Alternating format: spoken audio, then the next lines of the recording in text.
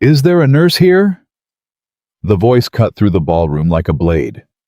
300 people in designer gowns and tailored suits, and not one of them moved. Then, from the very back of the room, a woman in a black waitress uniform set down her serving tray. Slowly, deliberately. She peeled off one white glove, then the other. I used to be. Nobody had noticed her all night. Now everyone stared. And in that single moment, the entire course of 4 lives changed forever. Kepasag. If this story already has your heart, stay with us until the very end, because what happens next will shake you to your core. Subscribe to our channel, hit the notification bell, and drop a comment telling us what city you're watching from. I want to see exactly how far this story has traveled. The night had started as just another shift. Evelyn Carter had worked the Bellissimo Gala 3 years running, and she knew the routine better than she knew her own reflection anymore. Show up at 4 in the afternoon. Press the uniform until the creases were sharp enough to cut. Keep your head down, your tray level, and your face blank. Smile when smiled at. Disappear when not needed. Collect the check at 11. Take the tea home through whatever weather Boston decided to throw at you, and be back before Lily woke up wondering where her mother had gone. That was the job. That was the life. She didn't resent it, or at least she'd spent enough years telling herself she didn't, that the lie had started to feel like the truth. There was a kind of dignity in honest work, her mother had always said. You hold your head up, whether you're carrying a surgeon's scalpel or a banquet tray, because the hands doing the work are the same hands either way. Evelyn had believed that once. She was still trying to believe it. The Bellissimo Gala was the crown jewel of Boston's charity season, hosted every December, inside the Marchetti Opera House, a building that smelled of old wood and beeswax, and the particular kind of money that had been accumulating for generations. The event raised funds for children's hospitals across New England, which was the part that had kept Evelyn coming back, even when the tips were thin and the hours ran long. She couldn't afford to donate. But she could work the room. She could do that much. Outside, a blizzard was dismantling the city street by street. The forecast had called for 6 inches. By 8 o'clock, they were looking at 18 and climbing. The guests who'd arrived early were stranded, and the guests who hadn't arrived at all were sending regrets via their assistants. The Marchetti's ancient heating system was working overtime, and the result was a room that felt simultaneously magnificent and slightly suffocating. 300 people packed into a space meant for 400, the candlelight thickening the air, the orchestra sawing through Vivaldi like the weather outside wasn't trying to bury the entire eastern seaboard. Evelyn moved through it all the way she always did. Invisible. She was good at invisible. She'd been practicing for 4 years. She lifted a tray of champagne flutes from the kitchen pass and shouldered through the swing doors, timing her entry between the other servers with the unconscious precision of someone who'd spent years reading a room's rhythm. The crowd was thick near the main stage where the evening's master of ceremonies, a silver-haired senator with a laugh like a foghorn, was warming up the audience for the upcoming speeches. She angled wide, threading between small clusters of guests who barely registered her presence, and made her way toward the east wing of the ballroom, where the bar crowd was thinner, and the tips, if she was lucky, slightly better. Her phone buzzed against her hip. She ignored it. 3 more hours. She just needed 3 more hours. Excuse me? She offered a flute to a woman in a red gown who accepted it without looking up from her conversation. The phone buzzed again. Evelyn's jaw tightened. Ruth would only call twice if something was actually wrong. Ruth Bellamy was 74 years old and had been watching Lily since Evelyn started at the catering company. She was not a woman who panicked. She was not a woman who called unless she had a reason. Evelyn slipped behind one of the tall decorative columns, balanced the tray against it with practiced ease, and pulled out her phone. 2 missed calls. Ruth. She called back immediately. Ruth picked up on the first ring, and the sound of her voice tight controlled, but with something trembling underneath it, sent a cold wire straight through Evelyn's chest. She's wheezing again, honey. Started about 20 minutes ago. I've been trying the inhaler, but it's only giving her a few minutes of relief, and then she goes right back to... How bad? Evelyn cut in her voice, dropping to a murmur, one hand flat against the column to anchor herself. 4 out of 10 right now, maybe moving to 5.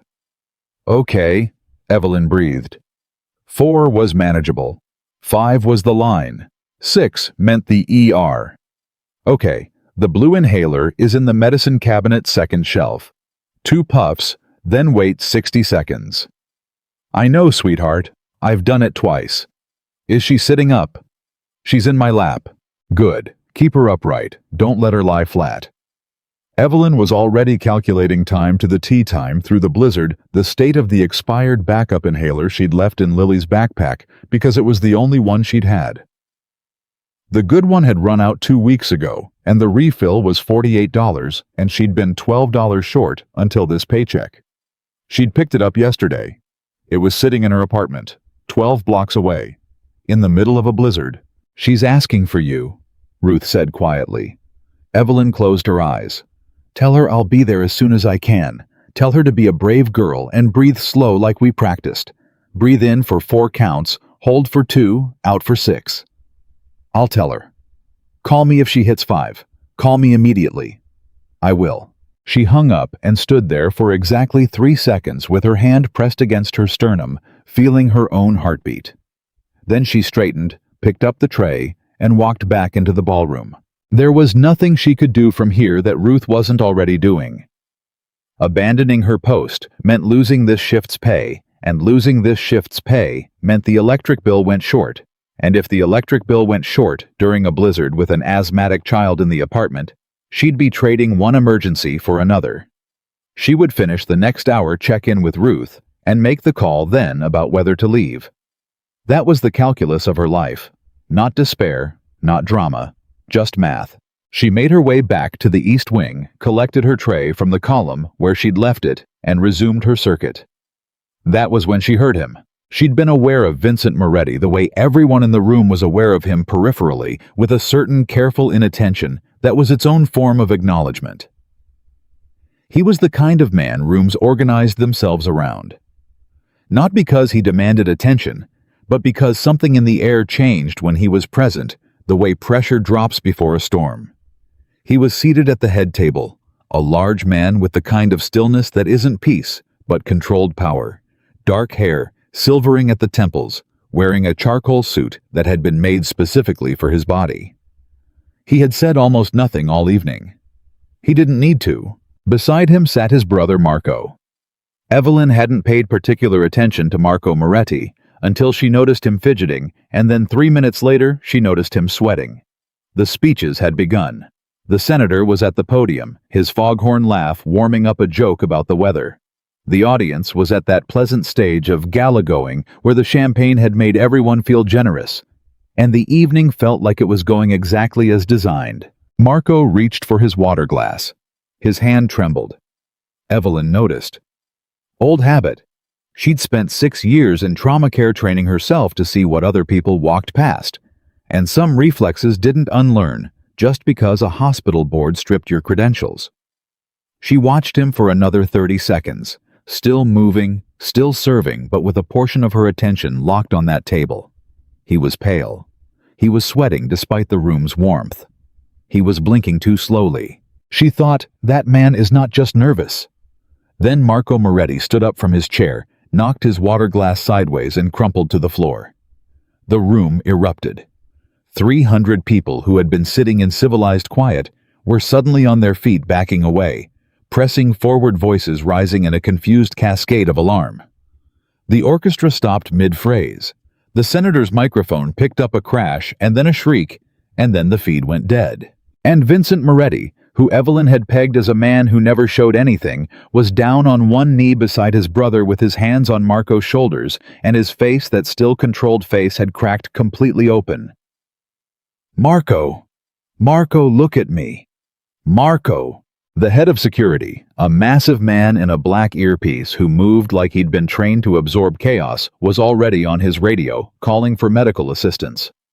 2 of the other bodyguards were forming a perimeter pushing the crowd back. Someone was crying. Someone else was demanding that someone call 911, which several people were already doing simultaneously. Evelyn stood 12 feet away with her champagne tray and watched Marco Moretti's chest. It was rising wrong, not the slow, frightened, shallow breathing of a man who'd fainted from shock or overheated. Not the deep, struggling breaths of a cardiac event. Something else. Something she'd seen exactly twice in her career and hoped never to see again. His throat was closing. She didn't decide. Her body made the decision before her mind finished forming the thought. She set the tray down on the nearest surface, a guest's dinner plate. She'd apologize later and was moving before she consciously knew she was moving. "Let me through," she said. Nobody heard her. The noise was too thick. "Let me through." Louder. One of the bodyguards turned and saw a waitress trying to push past him and put a hand up reflexively. "Ma'am, I'm a nurse," she said. The word came out of her mouth like she'd never stopped saying it. "Let me through right now." He hesitated for exactly 1 second, which was 1 second too long. "Now!" He stepped aside. She was on the floor beside Marco before his security team fully processed what had happened. She got her hand to his jaw, tilted his head carefully, put her ear close to his mouth. The breath she heard, thin, strained not right, confirmed what she'd already suspected. She straightened and turned. She needed to know if someone had called out for medical help. She already knew the blizzard had cut off half the city. She already knew the odds of a physician arriving in the next 10 minutes were essentially zero. But she needed to hear it said out loud so she could plan accordingly. It was Vincent who said it. He was still on his knee beside Marco, and he looked up at her, this waitress who had materialized from nowhere with the kind of direct assessment that didn't waste time on sentiment. "Tell me what you need." Not, "Who are you?" Not, "Can I trust you?" Not, "What are your credentials?" Just tell me what you need. She'd never respected anyone so quickly. "I need light," she said immediately. "Phone flashlights, as many as you can get. I need the space cleared, everyone back at least 6 feet. I need someone to call 911 and stay on the line and tell them we have suspected neurotoxin poisoning and airway compromise, and they need to push an ambulance through that blizzard right now, or this man dies. I need a first aid kit, and I need someone to find me the cleanest, sharpest knife available in that kitchen." She paused. "And I need someone to pray, because the next 30 minutes are going to be very close." The ballroom went absolutely still. Vincent Moretti stood up. And when he spoke, his voice didn't rise. It didn't need to. "You heard her. Move." 300 people moved. It was remarkable, actually, what a man like Vincent Moretti could accomplish with 4 words and absolute certainty. The crowd peeled back. Phones emerged, flashlight beams cutting across the marble floor. The head of security was relaying information to 911. 2 of the kitchen staff were sprinting toward the prep area. A bodyguard Evelyn hadn't noticed, younger, broad-shouldered, with a scar along his jaw, was already clearing the immediate area with the quiet, efficient precision of someone who'd done crowd management before, professionally, in situations that hadn't been charitable galas. Evelyn was already working. She had her fingers at Marco's pulse, rapid, weak, irregular. She pulled open his jacket, got her ear down to his chest, listening. The breath sounds were worse than she'd thought. Whatever was in his system was moving fast. "Talk to me," she said without looking up. "What did he eat? What did he drink? When did this start?" "The champagne," Vincent said, crouching beside her again, close enough that she could see the careful, terrible control he was exercising to stay functional while his brother lay dying on the floor. "He had the champagne for the toast. About 12 minutes ago. He said his throat felt strange. I thought he was anxious. He stopped. "He's been under a lot of pressure. 12 minutes. The timeline fit. Fast acting, which meant the dose was significant, which meant whoever had done this had known exactly what they were doing. "Did you drink from the same bottle?" "No. We had different glasses." She looked up at the nearest bodyguard. "The champagne glass he used, don't touch it. Don't let anyone touch it. It's evidence." The man nodded, said nothing. She turned back to Marco. His color was wrong. His lips were developing the faint blue tinge that she'd been dreading since she first put her ear to his chest. Cyanosis. His oxygen was dropping. She thought, I need a tube. I need suction. I need a crash cart. I need a whole emergency department. What she had was a ballroom. The first aid kit, where is it? A woman appeared at her elbow. Late 50s, silver hair pulled back, wearing a gown that cost more than Evelyn's monthly rent, holding a standard issue first aid kit with both hands like an offering. I'm the event coordinator, she said. Is there anything else I can? Yes. Evelyn had the kit open in 2 seconds. Bandages, alcohol wipes, a CPR face shield. Pain relievers, nothing she needed. She set it aside. I need a straw, a cocktail straw, a plastic one, right now. I'll find one, the woman said and was gone. What are you doing? A new voice, sharp, hostile, coming from behind her left shoulder. She glanced back. The man was built like a linebacker, with close-cropped hair and eyes that assessed and discarded simultaneously. Dante Russo. She didn't know his name yet, but she recognized the type immediately, the kind of enforcer who made himself indispensable through a combination of loyalty and the willingness to do things other people wouldn't. What are you doing to him? I'm keeping him alive. She turned back to Marco. Who sent you? Who are you working with? She didn't answer because she didn't have time to answer. She was doing 3 things simultaneously: monitoring Marco's breathing, running a mental inventory of everything in the building she might be able to use, and calculating the window she was working in. 7 minutes, maybe 8, before his airway became completely compromised. After that, the math got very simple and very bad. She asked you a question, a second bodyguard said. Dante. Vincent's voice, low. A single word that landed like a door closing. Stand down. Boss, we don't know who. I said stand down. A pause that contained a great deal of history and consequence. Then the sound of Dante stepping back. Evelyn found herself exhaling. The straw, she said, and the event coordinator materialized beside her again, with a cocktail straw still in its paper wrapper. Evelyn tore it open and set it carefully beside her knee. Good. Thank you. Does this building have a defibrillator? Yes, in the lobby. Get it. Even if I don't need it, I want it here. She looked up at the crowd, or what she could see of it in the phone-lit dimness. Is there a doctor in the room? Any kind of medical professional? Silence. A paramedic. A pharmacist. Anyone with any medical background at all.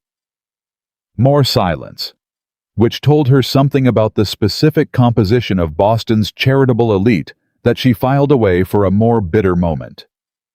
Okay, she breathed. Okay, then you're all going to help me. She pointed at a large man in a tuxedo who was standing close. You. What's your name? James. James. I need you to kneel right here and hold this flashlight steady on his face. Don't move it. Don't shift it. Don't take your eyes off me. Can you do that? James, 60-something, distinguished the kind of man who'd probably never been asked to kneel on a floor in his life, knelt without a word. Thank you. She looked at the bodyguard with the scar. You. What's your name? He looked at her, then at Vincent. Vincent nodded almost imperceptibly. Anthony. Anthony. I need you to apply gentle pressure here. She guided his hand to the correct position on Marco's shoulder. Steady, not hard. Keep him still. Whatever happens, keep him still. Understood. Yeah. Good. Her phone buzzed. She felt it. 1 buzz, then a second. Ruth. She kept her hands on Marco. The phone buzzed again. Marco's breathing hitched a terrible sound, the sound of a body fighting against itself, and she made the decision without thinking, the same decision she'd made 10,000 times in emergency departments, when 2 things were happening at once, and you could only split yourself so many ways. She pulled her phone from her pocket and hit speaker without looking away from her patient. Ruth. She's at a 5. Ruth's voice was carefully neutral, the way you got when you were trying not to frighten a child within earshot. Maybe a 5.5. The inhaler helped for about 2 minutes, and then, put her on. A rustling. Then a small voice, breathless, slightly ragged at the edges, trying very hard to be brave. "Mommy. Hey, baby." Evelyn's voice changed. Not in volume, she kept it low, but in texture and warmth, the way only certain voices can shift that completely without any artifice at all. "I hear you breathing. You're doing good." "It's tight." I know it is. Can you put your hand on your chest for me? Right here." A pause. "Okay. Good girl. Now breathe in slow, we're going to count together. Okay, 4 counts in. Ready? 1, 2, 3, 4. Good. Now hold it. 1, 2. Now out slow, 6 counts. 1, 2, 3, 4, 5, 6. Perfect." She was watching Marco's throat while she spoke to her daughter. "Again, baby. In for 4. 1, 2. "Who is that?" Dante's voice had dropped, changed. Less accusation, more bewilderment. Nobody answered him. Vincent was watching Evelyn. Watching her hands on his brother and her voice on the phone, watching her run 2 emergencies at once with the absolute terrible calm of someone who had learned that panic was a luxury she couldn't afford. He was watching her the way you watch something you've never seen before and don't yet have a category for. 3, 4. Good. Hold. Now out. Marco's lips were turning bluer. "Ruth," back to her normal voice. "The new inhaler is on the kitchen counter. Blue cap. When Lily finishes this breath cycle, give her 1 puff, wait 90 seconds, then 1 more. Don't do both at once. 90 seconds between." "Understood. Call me in 5 minutes. I'll pick up no matter what." She looked at what she had. The straw. The first aid kit contents. The kitchen knife that one of the chef's assistants had just arrived with, wrapped in a clean dish towel. She closed her eyes for 1 second, opened them. "Anthony," she said, "I need everyone who's not actively helping me to take 3 more steps back. Right now." Dante's voice. "What is she going to do?" Vincent. "Give her room." The crowd expanded. The light from a dozen phone flashlights converged on the small circle of floor where Evelyn Carter knelt over Marco Moretti and prepared to do something that 4 years ago she had prayed she would never have to do without proper equipment in a proper setting. She looked up once at the man across from her. Vincent Moretti met her eyes. "This is going to look worse before it looks better," she said. "That's normal. Don't interfere." "I understand. If I tell you to do something, you do it. No hesitation. Yes. And if I ask for something, I need it in my hand in under 30 seconds. You'll have it." She nodded. She picked up the knife. "Okay, Marco," she said, though he couldn't hear her anymore. "Let's keep you here." The next 8 minutes were the longest 8 minutes several people in that ballroom would ever experience in their lives, including Vincent Moretti, who had experienced things that most people in that ballroom would never be able to imagine. Evelyn worked. That was the only word for it. She worked the way a craftsperson works at something they know at a cellular level, not through thought, but through the kind of trained instinct that becomes indistinguishable from talent. Her hands didn't tremble. Her voice didn't waver. When she spoke, it was in clipped, precise sentences. Instructions to Anthony to hold position, requests to James to adjust the light, one terse directive to the security chief to tell 911 to get that ambulance moving, because she was running out of road here. Dante stood 6 feet back and watched, and Evelyn could feel his gaze like a physical pressure. She ignored it. Vincent crouched at his brother's head and did exactly what she told him when she told him without question, and that she realized later was its own extraordinary thing. A man who controlled everything around him, choosing to put that control entirely in someone else's hands, because he'd made an immediate, rational, unconditional assessment that her hands were better than his. There was something almost mathematical about it. Something that was also, if she'd had space to think about it, deeply admirable. She didn't have space to think about it.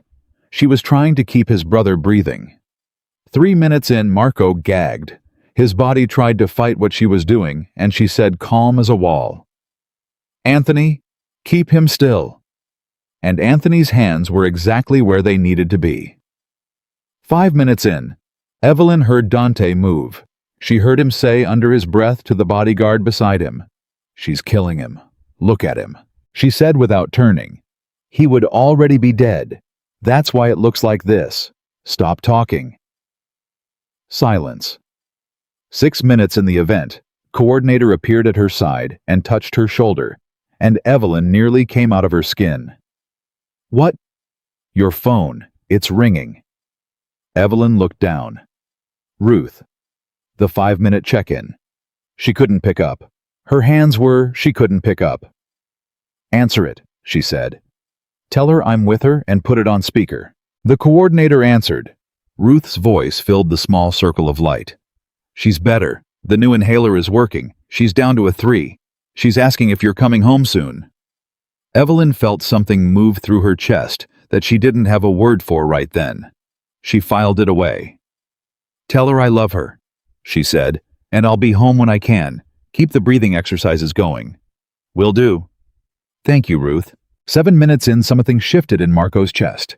A change in the quality of resistance. Evelyn felt it before she heard it, and what she heard next, what the entire silent ring of people around her heard, was the sound of Marco Moretti drawing a breath. A real breath. Not the thin, fighting, losing ground breath from before. A breath that came in and went out with something that sounded for the first time like it might happen again. James, still holding the flashlight with both hands, made a sound that was not quite a sob, and not quite a laugh. Anthony exhaled so hard it sounded like he'd been punched. Evelyn sat back on her heels. Her hands, she noticed them now, were shaking slightly. Not from fear. From the particular exhaustion of sustained precision under pressure, the way a hand cramps after gripping something too tight for too long. She said, "His airway is open. He's breathing. He needs a hospital now, and he needs to be moved carefully, and only by people I'm going to direct. The ambulance, where is the ambulance?" The security chief had his radio up. 6 minutes out. They got a plow escort." 6 minutes is fine. He'll hold 6 minutes. She looked up at Vincent. He was looking at her with an expression she couldn't fully read. Layered, complicated something operating underneath the surface that she suspected had very little to do with the immediate situation, and a great deal to do with something else. Something she didn't have the bandwidth to parse right now. "He's going to be okay," she said. Not reassurance, just the facts. Vincent's jaw moved. He nodded once. "Thank you," he said. And then, because apparently the man had only one register, "What else do you need?" She almost laughed. Almost. "Right now, a chair, and possibly a glass of water." Someone produced a chair immediately. She didn't sit down. She was already on her phone calling Ruth back because 6 minutes and a chair were not the same as leaving, and she still needed to know that Lily was breathing before she let herself breathe. Dante hadn't moved from his 6-foot perimeter. He was watching her differently now, not with suspicion exactly, but with a recalibration happening in real time that was visible if you knew what to look for. The angles of his body had changed. The set of his jaw. He didn't apologize. She hadn't expected him to. But when Vincent moved to speak quietly with his head of security, Dante stepped forward just one step and stood between Evelyn and the rest of the room. Not threatening. The opposite of threatening. Guarding. She noticed. She said nothing. Ruth picked up on the second ring. "She's asleep," Ruth said softly. "Sound asleep. Breathing even. I've got my hand on her back."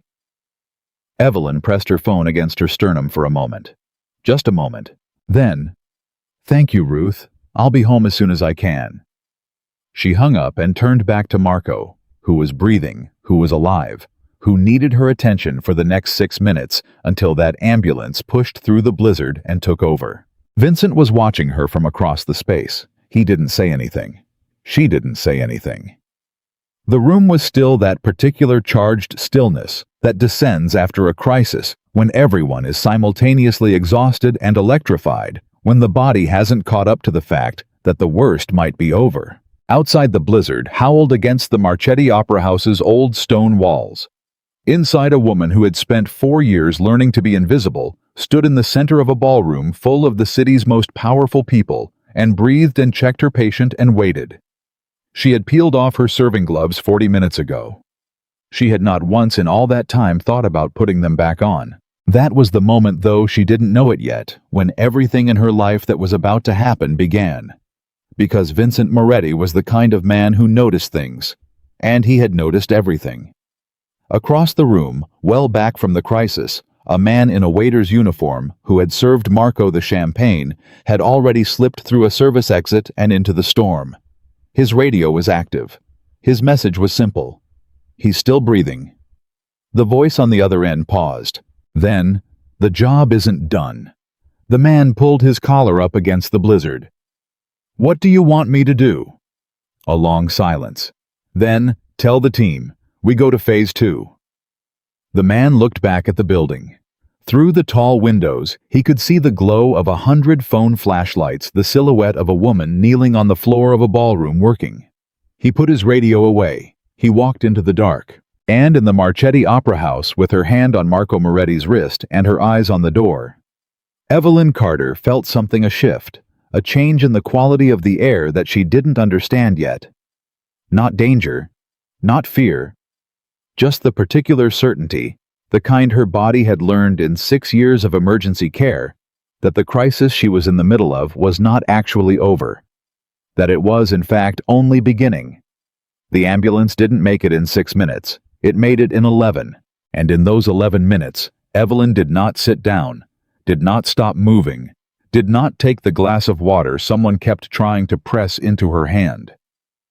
She stayed on the floor beside Marco Moretti and monitored every breath he took with the focused intensity of someone who understood at a biological level that survival was not a destination you arrived at. It was a decision you kept making, minute by minute, until the professionals showed up and took over. Marco's breathing had stabilized, but stable was not the same as safe. She could feel that. His pulse was still irregular at the edges, still carrying the signature of something chemical working through his system, and she kept her fingers at his wrist. Not because she needed the data, but because the contact itself mattered, because a body fighting to survive does better when it knows it isn't alone. And that was not sentiment, that was 6 years of trauma nursing distilled into one simple truth. Vincent crouched across from her. He hadn't moved from that position in 8 minutes. Most men in his situation, most people in his situation, would have needed to pace to direct to do something with the adrenaline. He simply stayed, watching his brother's chest rise and fall, watching Evelyn's face for any change in expression that might tell him something the numbers didn't. She was aware of him, the way she was aware of everything in her immediate environment, cataloging, classifying, filing. He was not panicking. He was not performing calm either, which was different. This was something harder. The real thing. "He's holding," she said without looking up. "I know."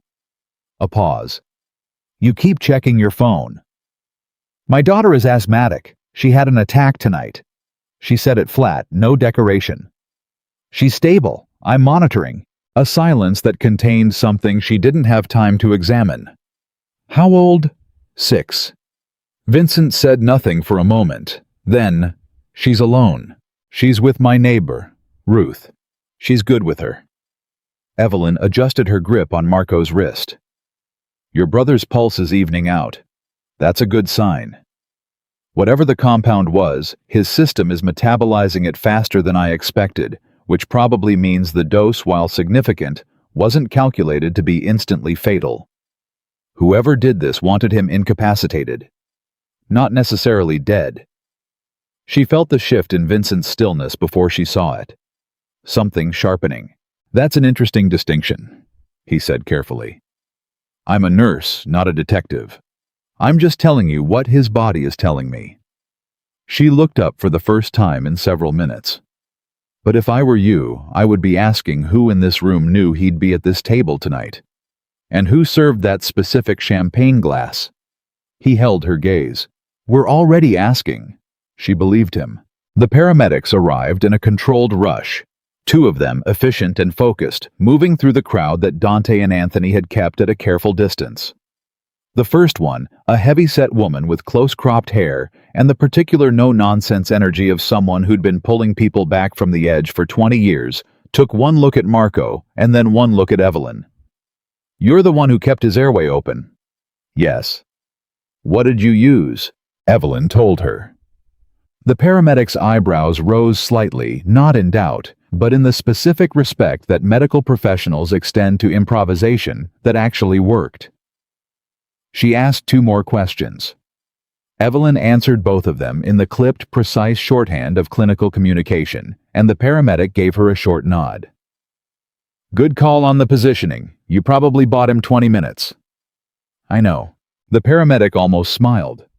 Then she was past her and working, and Evelyn stepped back and let them take over, and felt for the first time in the past 50 minutes the full weight of what her body had been doing land all at once.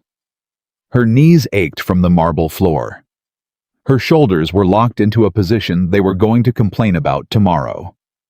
Her hands had stopped shaking, but there was a low tremor somewhere in her core that hadn't quite decided whether to become a full shake or dissipate quietly. She picked up the glass of water someone had set on the nearest table, drank half of it without tasting it. James, the man who'd held the flashlight, was still standing nearby. He looked at her with an expression she recognized and couldn't fix the expression of someone whose understanding of the world had just been revised without their permission. Are you all right? He asked. I'm fine. She set the glass down. You did well. Steady hands. He blinked. I barely did anything. You did exactly what I needed you to do. That's not nothing. She looked around for the event coordinator, found her hovering near the edge of the cleared space. Is there somewhere I can wash my hands? The coordinator led her out of the immediate area through a side corridor to a small bathroom off the main hallway.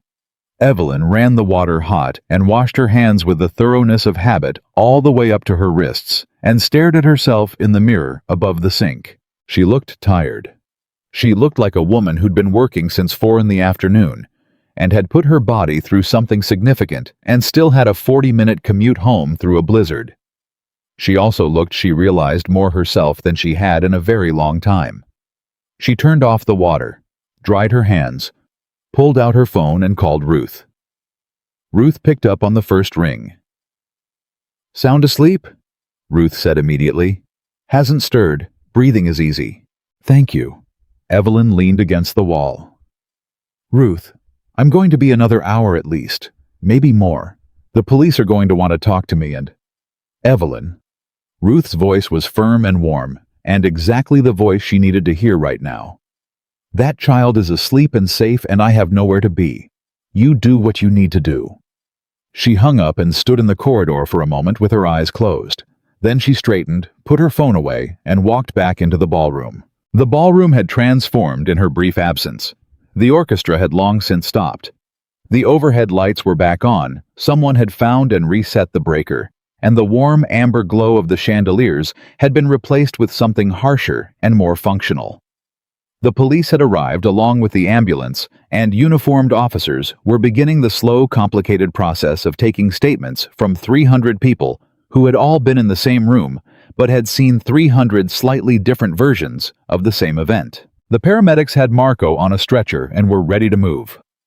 Evelyn caught the lead paramedic's eye and got a single nod in return. We've got him. Vincent was standing with 2 police detectives, speaking quietly, with the careful, composed manner of a man who had been interviewed by law enforcement before, and had long since developed his approach. He saw Evelyn return, and something in his posture changed almost imperceptibly. A fractional release of tension, the kind you'd only catch if you were paying very close attention. Dante appeared at her elbow. She'd developed a reliable internal alarm for his presence. Something about the density of the air when he was near, and she turned to face him before he spoke. He looked at her for a moment. The recalibration she'd noticed before had completed itself into something she couldn't quite name. Not apology. Something more complicated than apology. That thing you did, he said. With the airway. Yes. I've seen a lot of things. He paused. I haven't seen that. She waited. I thought you were... He stopped, started again. I was wrong about you. You were doing your job, she said. I understand it. He looked at her like he was trying to determine whether she meant that. She did. He nodded once, short and sharp, and stepped back. And that was the closest Dante Russo would come to an apology, but it was real, and she took it as such. A detective approached her within the next 10 minutes. A lean woman named Vasquez, with sharp eyes and a notebook she barely seemed to look at while she wrote. She asked Evelyn to walk through everything she'd observed from the moment Marco showed signs of distress. Evelyn did it precisely, and in order the way she'd learned to document in her nursing years, what she saw, what she assessed, what she did, what the outcomes were. Vasquez wrote steadily and asked good questions. "You're a nurse," Vasquez said at one point. "I was." A brief pause. "What happened?" "I lost my license." Evelyn held her gaze. 4 years ago. It's a long story." Vasquez looked at her for a moment longer than was professionally necessary, then wrote something in her notebook. "Your actions tonight may have saved that man's life." "I know." "That requires a certain level of competence that doesn't go away just because a piece of paper does." Evelyn said nothing to that. Vasquez moved on. She gave her name and contact information, confirmed she'd be available for follow-up questions, and was finally officially free to leave. She went to find her coat and her bag from the staff room, where 2 other servers were sitting in stunned quiet, speaking in low voices. They looked up when she came in. "That was you," one of them said. A young man, early 20s, still slightly pale. "Out there, that was you." "It was. Is he going to be okay?" "I don't know for certain, but his chances are good." She found her coat on the rack, shrugged it on. "You both should go home as soon as they let you. Tonight was a lot." She turned to leave. "Hey." The young man again. "What's your name?" She looked back. "Evelyn." She walked out. Vincent was in the main corridor when she came through, standing slightly apart from the remaining police activity, his suit jacket removed, his sleeves rolled to the elbow, looking like a man who had fought something invisible and won, but hadn't fully processed that the fight was over. He straightened when he saw her. "Are you leaving?" he said. "My daughter needs me." She adjusted her coat. "Your brother is stable. The paramedics know his status. Detective Vasquez has my contact information." "I know." He paused. "I asked for it separately." She looked at him. "Why?" "Because I make it a practice to know how to reach people who've done something significant for me." There was nothing threatening in it, nothing transactional, or at least not in any way she could identify immediately. Just that same directness he'd operated with all evening, the complete absence of the cushioning language most people wrapped around everything they said. "I don't need anything from you," she said. "I know that too." Something shifted in his expression, a small thing, almost unreadable. "I wanted you to know it's mutual." She studied him for a moment. "Your brother is going to need a week of careful monitoring," she said. "Whatever compound was in that glass is going to clear his system, but it will leave him fatigued, and his lung function may be slightly reduced for several days. He should not be left alone. He won't be. And he should tell the doctors exactly what you think he was given. Don't let them go in blind." "I understand." "Good." She pulled her gloves from her coat pocket. "Mr. Moretti." "Vincent." She paused.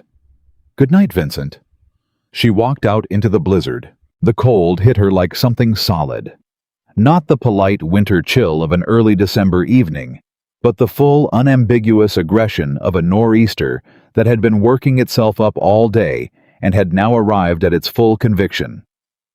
The snow was calf-deep on the sidewalk and still falling in thick, fast curtains, and the street beyond the Marchetti's entrance was a barely discernible texture under 18 inches of white. The T wasn't running. She could see that much from the emergency notification on her phone. She stood on the steps for a moment, recalculating. Uber would be 45 minutes minimum if any driver was moving at all. The hospital where Marco had been taken was 3 blocks north. She could walk to it, call from there, wait in the warmth. The alternative was standing here, and standing here was not an option because she'd been on her feet for 7 hours, and she was starting to feel it in a way that was no longer abstract. She stepped off the curb and started walking. She'd made it half a block when the black car pulled alongside her. The window came down. Vincent in the passenger seat, looking at her through the snow with an expression that managed to combine exasperation and something quieter. "Get in." "I'm fine." "It's 22 degrees and you're walking in a blizzard." "I've walked in worse." Evelyn. Just her name. Said the way he'd said, "Stand down to Dante" earlier, not an order exactly, but the kind of statement that understood the conversation was already over. "My driver will take you wherever you need to go. I'm going to the hospital. You're going to get in this car, or you're going to walk 37 blocks through a blizzard after the night you just had, and I would like you to make the decision that makes sense." She stood in the snow for a moment. Then she opened the door and got in. The interior was warm and quiet. She settled into the seat and the car moved. Vincent was on his phone speaking in Italian, his voice low and rapid and completely focused. She looked out the window at the snow-buried city and called Ruth one more time because she needed to, because she always needed to. Lily was still asleep. Ruth sounded tired but steady. Evelyn said she'd be home within the hour and meant it and hung up. When she put her phone down, Vincent had finished his call. The silence between them was not uncomfortable. She'd noticed that about him. He didn't fill silence with noise, didn't use words as a way of managing the room. He sat in quiet the way some people sat in their own living rooms, completely at home. "She's okay," he said. "Sleeping." "Good." He looked out his own window. "My mother had asthma. She waited to see if there was more. She managed it for years. She was stubborn about it." A pause. "She died when I was 26, unrelated to the asthma." Another pause. "She would have liked you." Evelyn didn't know what to do with that. She decided she didn't need to do anything with it. "Why does a charity gala for children's hospitals have a Moretti at the head table?" she said instead. Not aggressive, genuinely curious. He looked at her, something that might, in different lighting, have been amusement. "You know who I am? Everyone in Boston knows who you are. And you got on the floor and saved my brother anyway." "I got on the floor and saved a man who was dying," she said. What his last name was had nothing to do with it. He was quiet for a moment. Then, "My mother spent the last 3 years of her life volunteering at Boston Children's. When she died, I set up an endowment. The gala is part of the annual fundraising." He paused. "I'm aware of what people think about that. The optics." "I'm not interested in optics," she said. "I'm interested in whether children get the care they need." "Then we have at least one thing in common." The car moved through the white, quiet city. The hospital came into view, lit up against the dark, the snow swirling around its entrance. "You lost your nursing license," he said. She turned to look at him. "Vasquez told you." "No. I made inquiries while you were speaking with Vasquez." He met her eyes. "I wanted to understand who had been in that room with my brother tonight." She should have been angry. She considered it. But there was something so fundamentally consistent about it, the same directness, the same lack of pretense, that anger felt like the wrong response. "And," she said, "the public record says malpractice." "The public record is wrong." He nodded slowly. "I know." She stared at him. "How do you know that you've known me for 2 hours?" "I know it," he said carefully, "because I understand how certain institutions work when they have something to protect.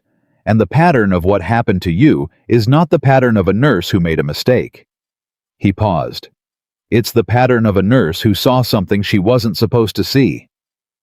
The car stopped in front of the hospital entrance. Evelyn sat very still. "Who told you that?" she said. "No one. I recognized it." He looked at her steadily. "I've seen institutions destroy people to protect themselves. I have spent a considerable portion of my life in proximity to that dynamic." A pause. "From different angles." She looked at him for a long moment. The snow fell outside. Inside the warm car, something that had been locked and silent in her chest for 4 years shifted slightly like a door that had rusted shut, and someone had just touched the handle. She got out. She stood in the snow for a moment, one hand on the car door, not sure what she was about to say. Then she said it anyway. I found documentation of an organ trafficking operation, connected to the hospital administration and 2 of the surgical department heads. She said it flat the way she'd rehearsed saying it in her head for 4 years in the event she ever said it out loud. I reported it to the board. A week later, I was suspended pending a malpractice investigation that had never existed before and was entirely fabricated. 3 months after that, my license was gone. She paused. The documentation I found disappeared. 3 of the people who'd seen what I saw have since moved out of state. Vincent was looking at her. No one believed you, he said. One journalist did. He published 1 article. He was offered another position across the country within 2 weeks. He took it. She breathed. That was the end of it. Until tonight. She didn't know what he meant by that. She didn't ask. She closed the car door and walked into the hospital. The emergency waiting room was busy, in the particular way of blizzard nights, a different kind of crisis than usual weather-related, and varied people with broken bones from falls and frostbite from bad decisions, and a handful of genuine emergencies that had been delayed by the roads. She found a corner seat, pulled her coat tighter, and sat down to wait for the world to slow down enough to catch her breath. Her phone buzzed. Unknown number. She almost didn't answer it. Then she did. Ms. Carter. A man's voice. Quiet, accented, professional. My name is Dr. Reeves. I'm treating Marco Moretti. I was told you performed emergency airway intervention tonight. I'm calling because I have some questions about the specific technique you used. She sat up straighter. Of course. They spoke for 12 minutes. She gave him everything she had, the sequence. The timing, her observations about the compound's progression, her assessment of Marco's current respiratory state. Reeves listened, asked precise questions, wrote things down.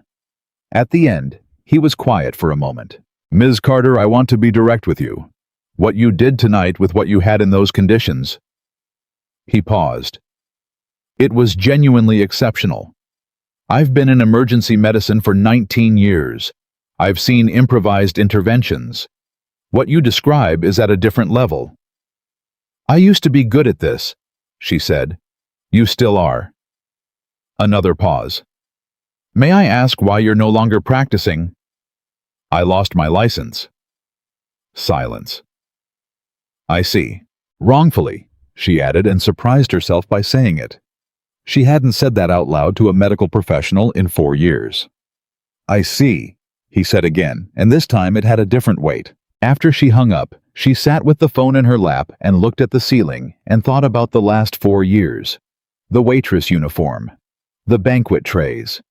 The careful arithmetic of every month making the rent, stretching the groceries, keeping the lights on. Lily's inhalers. Ruth's patience. The way she'd started to feel somewhere in the 2nd year, like the nurse she'd been, was a different person. Someone she used to know from a life that had been foreclosed. And then tonight, she'd picked up that knife without thinking. She'd spoken in clinical shorthand without effort. She'd run 2 emergencies simultaneously, without fracturing, because that was what she was built for, trained for, made for, in some fundamental way that 4 years of banquet service had not reached and could not touch. You still are. She pressed the heels of her hands against her eyes. Her phone buzzed again. A text from an unknown number, different from Reeves, she could tell immediately, because this one was just a string of words with no preamble, no greeting. Evelyn Carter. 3802 Elm. Apartment 4, B. Daughter, Lily, 6. Elderly neighbor, Ruth Bellamy. This information took me 8 minutes to compile. You are not difficult to find. I am telling you this not as a threat. I am telling you this so that you understand the level of danger you are now in. The people who tried to kill Marco Moretti tonight know you kept him alive. They know your name. They will want to know what he told you before he lost consciousness. Get somewhere safe tonight. She read it twice. Then she looked up, scanning the waiting room instinctively. The training again never fully off, and she didn't see anyone. Just the ordinary chaos of a hospital ER on a bad weather night. She typed back, "Who is this?" The response came in under 10 seconds. "Someone who is taking this problem seriously. You should too." She stared at the screen, then she called Vincent. He answered on the second ring. "Someone texted me," she said without preamble, because he'd established that was how they talked. "An unknown number. They have my address. They have Lily's name and Ruth's name. They're saying the people who poisoned Marco know who I am and consider me a liability." A pause that contained a great deal of movement. She could hear it, the sound of a man in motion speaking to someone else in quick Italian, then back to her. "Text me the number, right now."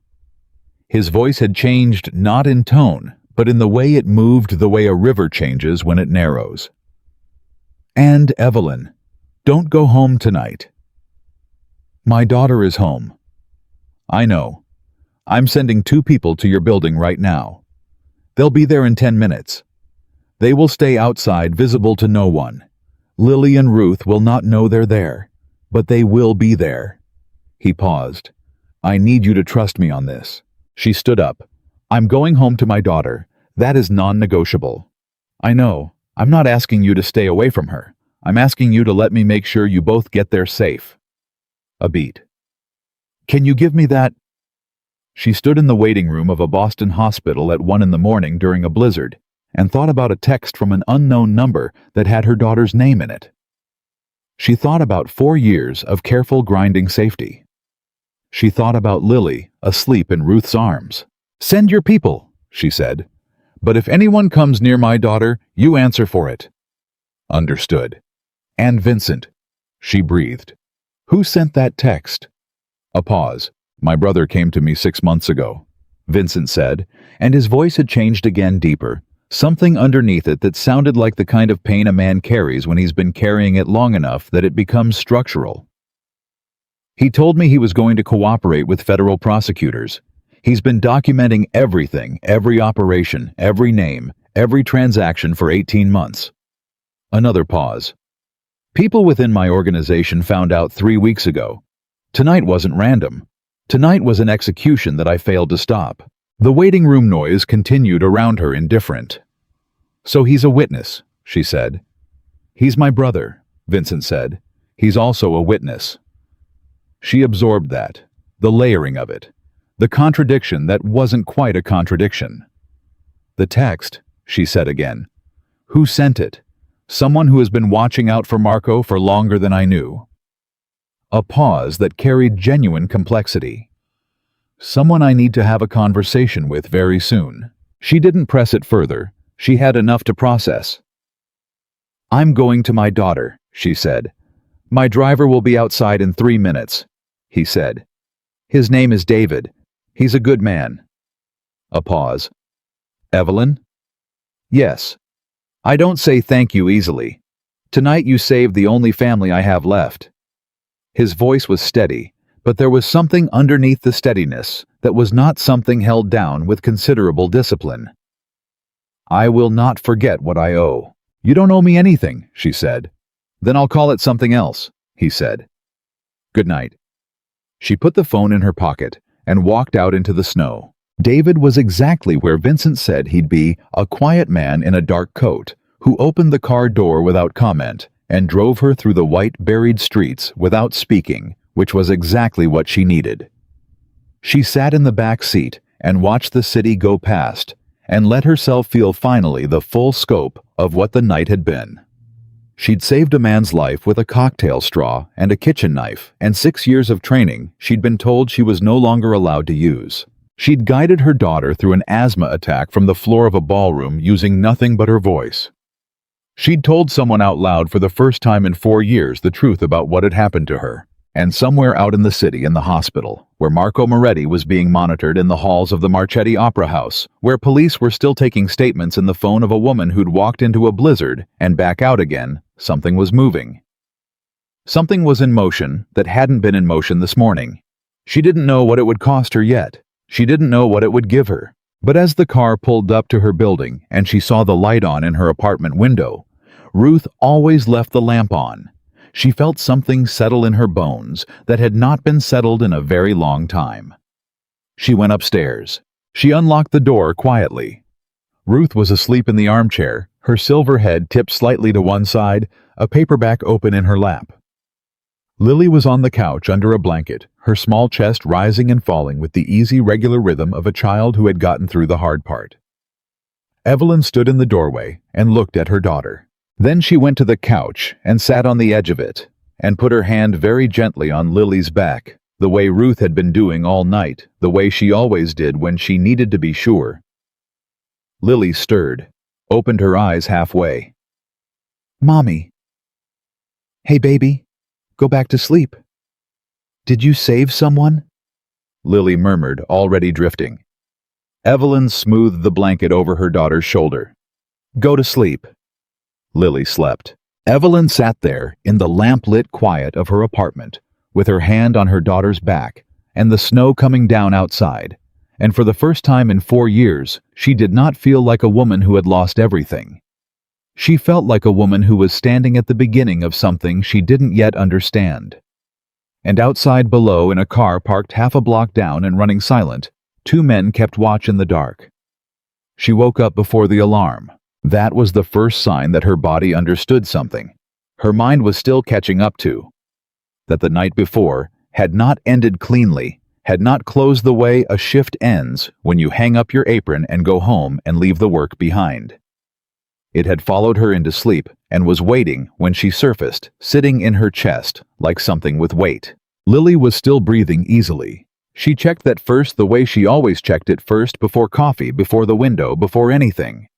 Her daughter's chest rising and falling with the steady rhythm of a child who had gotten through the hard part and hadn't spent a single unconscious moment worrying about it. 6 years old, and already braver than most adults, Evelyn knew, just by virtue of the fact that she woke up every morning in a body that sometimes tried to betray her and didn't seem to consider it a tragedy. Ruth had gone home sometime in the small hours. She'd left a note on the kitchen counter in her careful, looping handwriting. Lily took her morning inhaler at 6. 2 puffs, 90 seconds between. "She's good. Call me when you need me. R." Evelyn folded the note and put it in the kitchen drawer where she kept the things she didn't want to throw away. Outside, the blizzard had finished its business. The city was buried and quiet, that particular post-storm silence that Boston wore like a coat, muffled white, almost peaceful if you didn't have anywhere you needed to be. She stood at the window with her coffee and looked at it and thought about 2 men parked in a car on her block all night because a mafia boss had decided she needed protecting. She'd checked at 6:30. The car was still there. Part of her knew she should feel more disturbed by that than she did. The other part of her, the part that had read that text 3 times before she finally slept, the part that had seen her daughter's name in an unknown stranger's message, and felt the specific icy terror of a mother who understands what it means when someone knows where she lives, was simply grateful for the bodies between her building and whatever was operating in the dark. She thought about what Vincent had told her in the car. Marco, a federal witness. 18 months of documentation. People inside the organization who'd found out. A planned execution dressed up as an accident at a charity gala. She thought about herself on the floor of a ballroom with a kitchen knife and a cocktail straw, and she thought about how if Marco had arrived at the hospital 30 seconds later, the distinction between execution and cardiac event would have been academic. She finished her coffee and went to check on Lily again. Her phone rang at 8:47. Unknown number, but a different unknown number than last night's, and she'd learned already that in Vincent Moretti's world, unknown numbers were a primary mode of communication. "Ms. Carter." A woman's voice this time, crisp, educated, efficient. "My name is Sandra Lim. I'm Mr. Moretti's counsel. He's asked me to contact you this morning regarding several matters. Do you have a few minutes?" Evelyn sat down at the kitchen table. "Yes. First, your safety. Mr. Moretti has arranged for a security detail to remain at your building for the foreseeable future. Discreet. You and your daughter will not be inconvenienced. If at any point you wish to discuss the arrangement or modify it, you contact me directly." A pause. Second, the police. Detective Vasquez's office will likely reach out for a follow-up statement today. We recommend you cooperate fully. Mr. Moretti has instructed his own counsel to make clear to investigators that you acted in a purely medical capacity last night and have no association with the Moretti family or its business interests. That's accurate, Evelyn said. Yes. Third. A slightly longer pause. Mr. Moretti has asked me to tell you that he has engaged a private investigator to look into the circumstances of your nursing license revocation. He wants you to know that you are under no obligation to cooperate with that inquiry, and that the investigation will proceed or not at your discretion. Evelyn was very still. He doesn't need my permission to investigate anything. No, he wanted you to have it anyway. Sandra Lim's voice warmed almost imperceptibly. He's quite particular about that distinction in certain cases. After she hung up, she sat at the table for a long time. 4 years. She'd spent 4 years knowing the truth about what had happened to her, and watching that truth sit there inert, unmoving, because she'd run out of people with both the power and the will to do anything about it. The journalist had gone to Seattle. The colleague who'd seen the same documents had moved to Phoenix and stopped returning calls.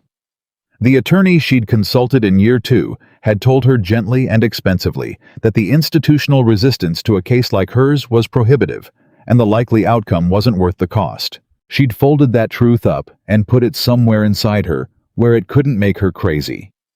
Survival required that. You couldn't function on the floor of a banquet hall while carrying active outrage. You had to set it down, and setting it down long enough meant it started to feel like part of the furniture. But it hadn't gone anywhere. She knew that. It had just been waiting. Lily came padding out of the bedroom in her pajamas and socks, her hair in the specific state of chaos that only a 6-year-old's hair achieves, and climbed into the chair beside Evelyn with the wordless gravitational certainty of a child who knows exactly where she belongs. "You were home when I woke up," Lily said, as if confirming a fact she hadn't been entirely sure of. "I was home," Evelyn said. "I got home late? You were sleeping." "Ruth said you saved someone's life." Evelyn looked at her. "Ruth said that. She said you were being a nurse again." Lily considered this with the gravity of someone for whom professional identity was still a relatively new concept. "Is that true?" Evelyn pulled her daughter closer and pressed her lips to the top of her head. Lily smelled like sleep, and the faintly medicinal undertone of her inhaler, and the particular warmth that only children generate, that specific combination that Evelyn had never found words for and had stopped trying to. "Something like that," she said. "Good," Lily said with the complete, uncomplicated conviction of a 6-year-old who had decided the matter was settled. "You're a good nurse. Ruth says so, and Ruth knows everything." Evelyn closed her eyes. She thought Ruth is right, and for the first time in 4 years, she didn't immediately argue with herself about it. The days that followed were quiet in the way that the eye of something is quiet, not peaceful exactly, but holding still. Evelyn went back to her catering shifts because the bills didn't pause for near-death experiences. She brought Lily to school and picked her up. She called Ruth. She spoke twice more with Detective Vasquez, whose questions were growing more specific, and whose manner had shifted incrementally toward something that felt less like routine inquiry and more like genuine interest in Evelyn's version of events. Marco Moretti was in the hospital for 4 days. She knew this because Vincent called on day 2 to tell her, and because she found herself, to her own mild surprise, wanting to know. Not sentimentally, but she'd built a rudimentary airway in that man's throat with improvised tools under phone flashlights, and you couldn't do that to someone and then be indifferent to the outcome. He was her patient, even if he'd never technically been her patient. Vincent called from a real number this time. "He's asking about you," he said without preamble. "Marco. He was conscious this morning for the first time. They told him what happened, what you did." A pause. "He wants to talk to you." She thought about it. "When he's stronger." "That's what I told him." Another pause, this one longer. "How are you?" The question surprised her. Not because it was inappropriate, but because it was asked the way he seemed to do everything directly and without decoration, and that directness required a direct answer and she'd grown accustomed to deflecting. "I'm tired," she said honestly, "but my daughter is well, and I'm working so." "The investigator found something," he said. Her grip tightened on the phone. "Already. He's fast, and he's good, and the people I work with on certain matters tend to move quickly when I ask them to." A pause that was measuring something. He found financial records. Payments between the hospital board and a private organ brokerage operating under a medical supply company shell. Consistent over a 4-year period beginning 14 months before your license was revoked. The kitchen was very quiet.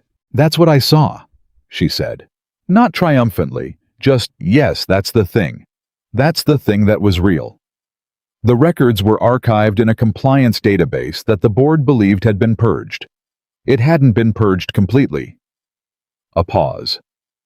"There are also personnel records showing that 2 of the board members who voted to terminate your license received bonuses in the month following your termination. Unusual ones." "I need to sit down," she said.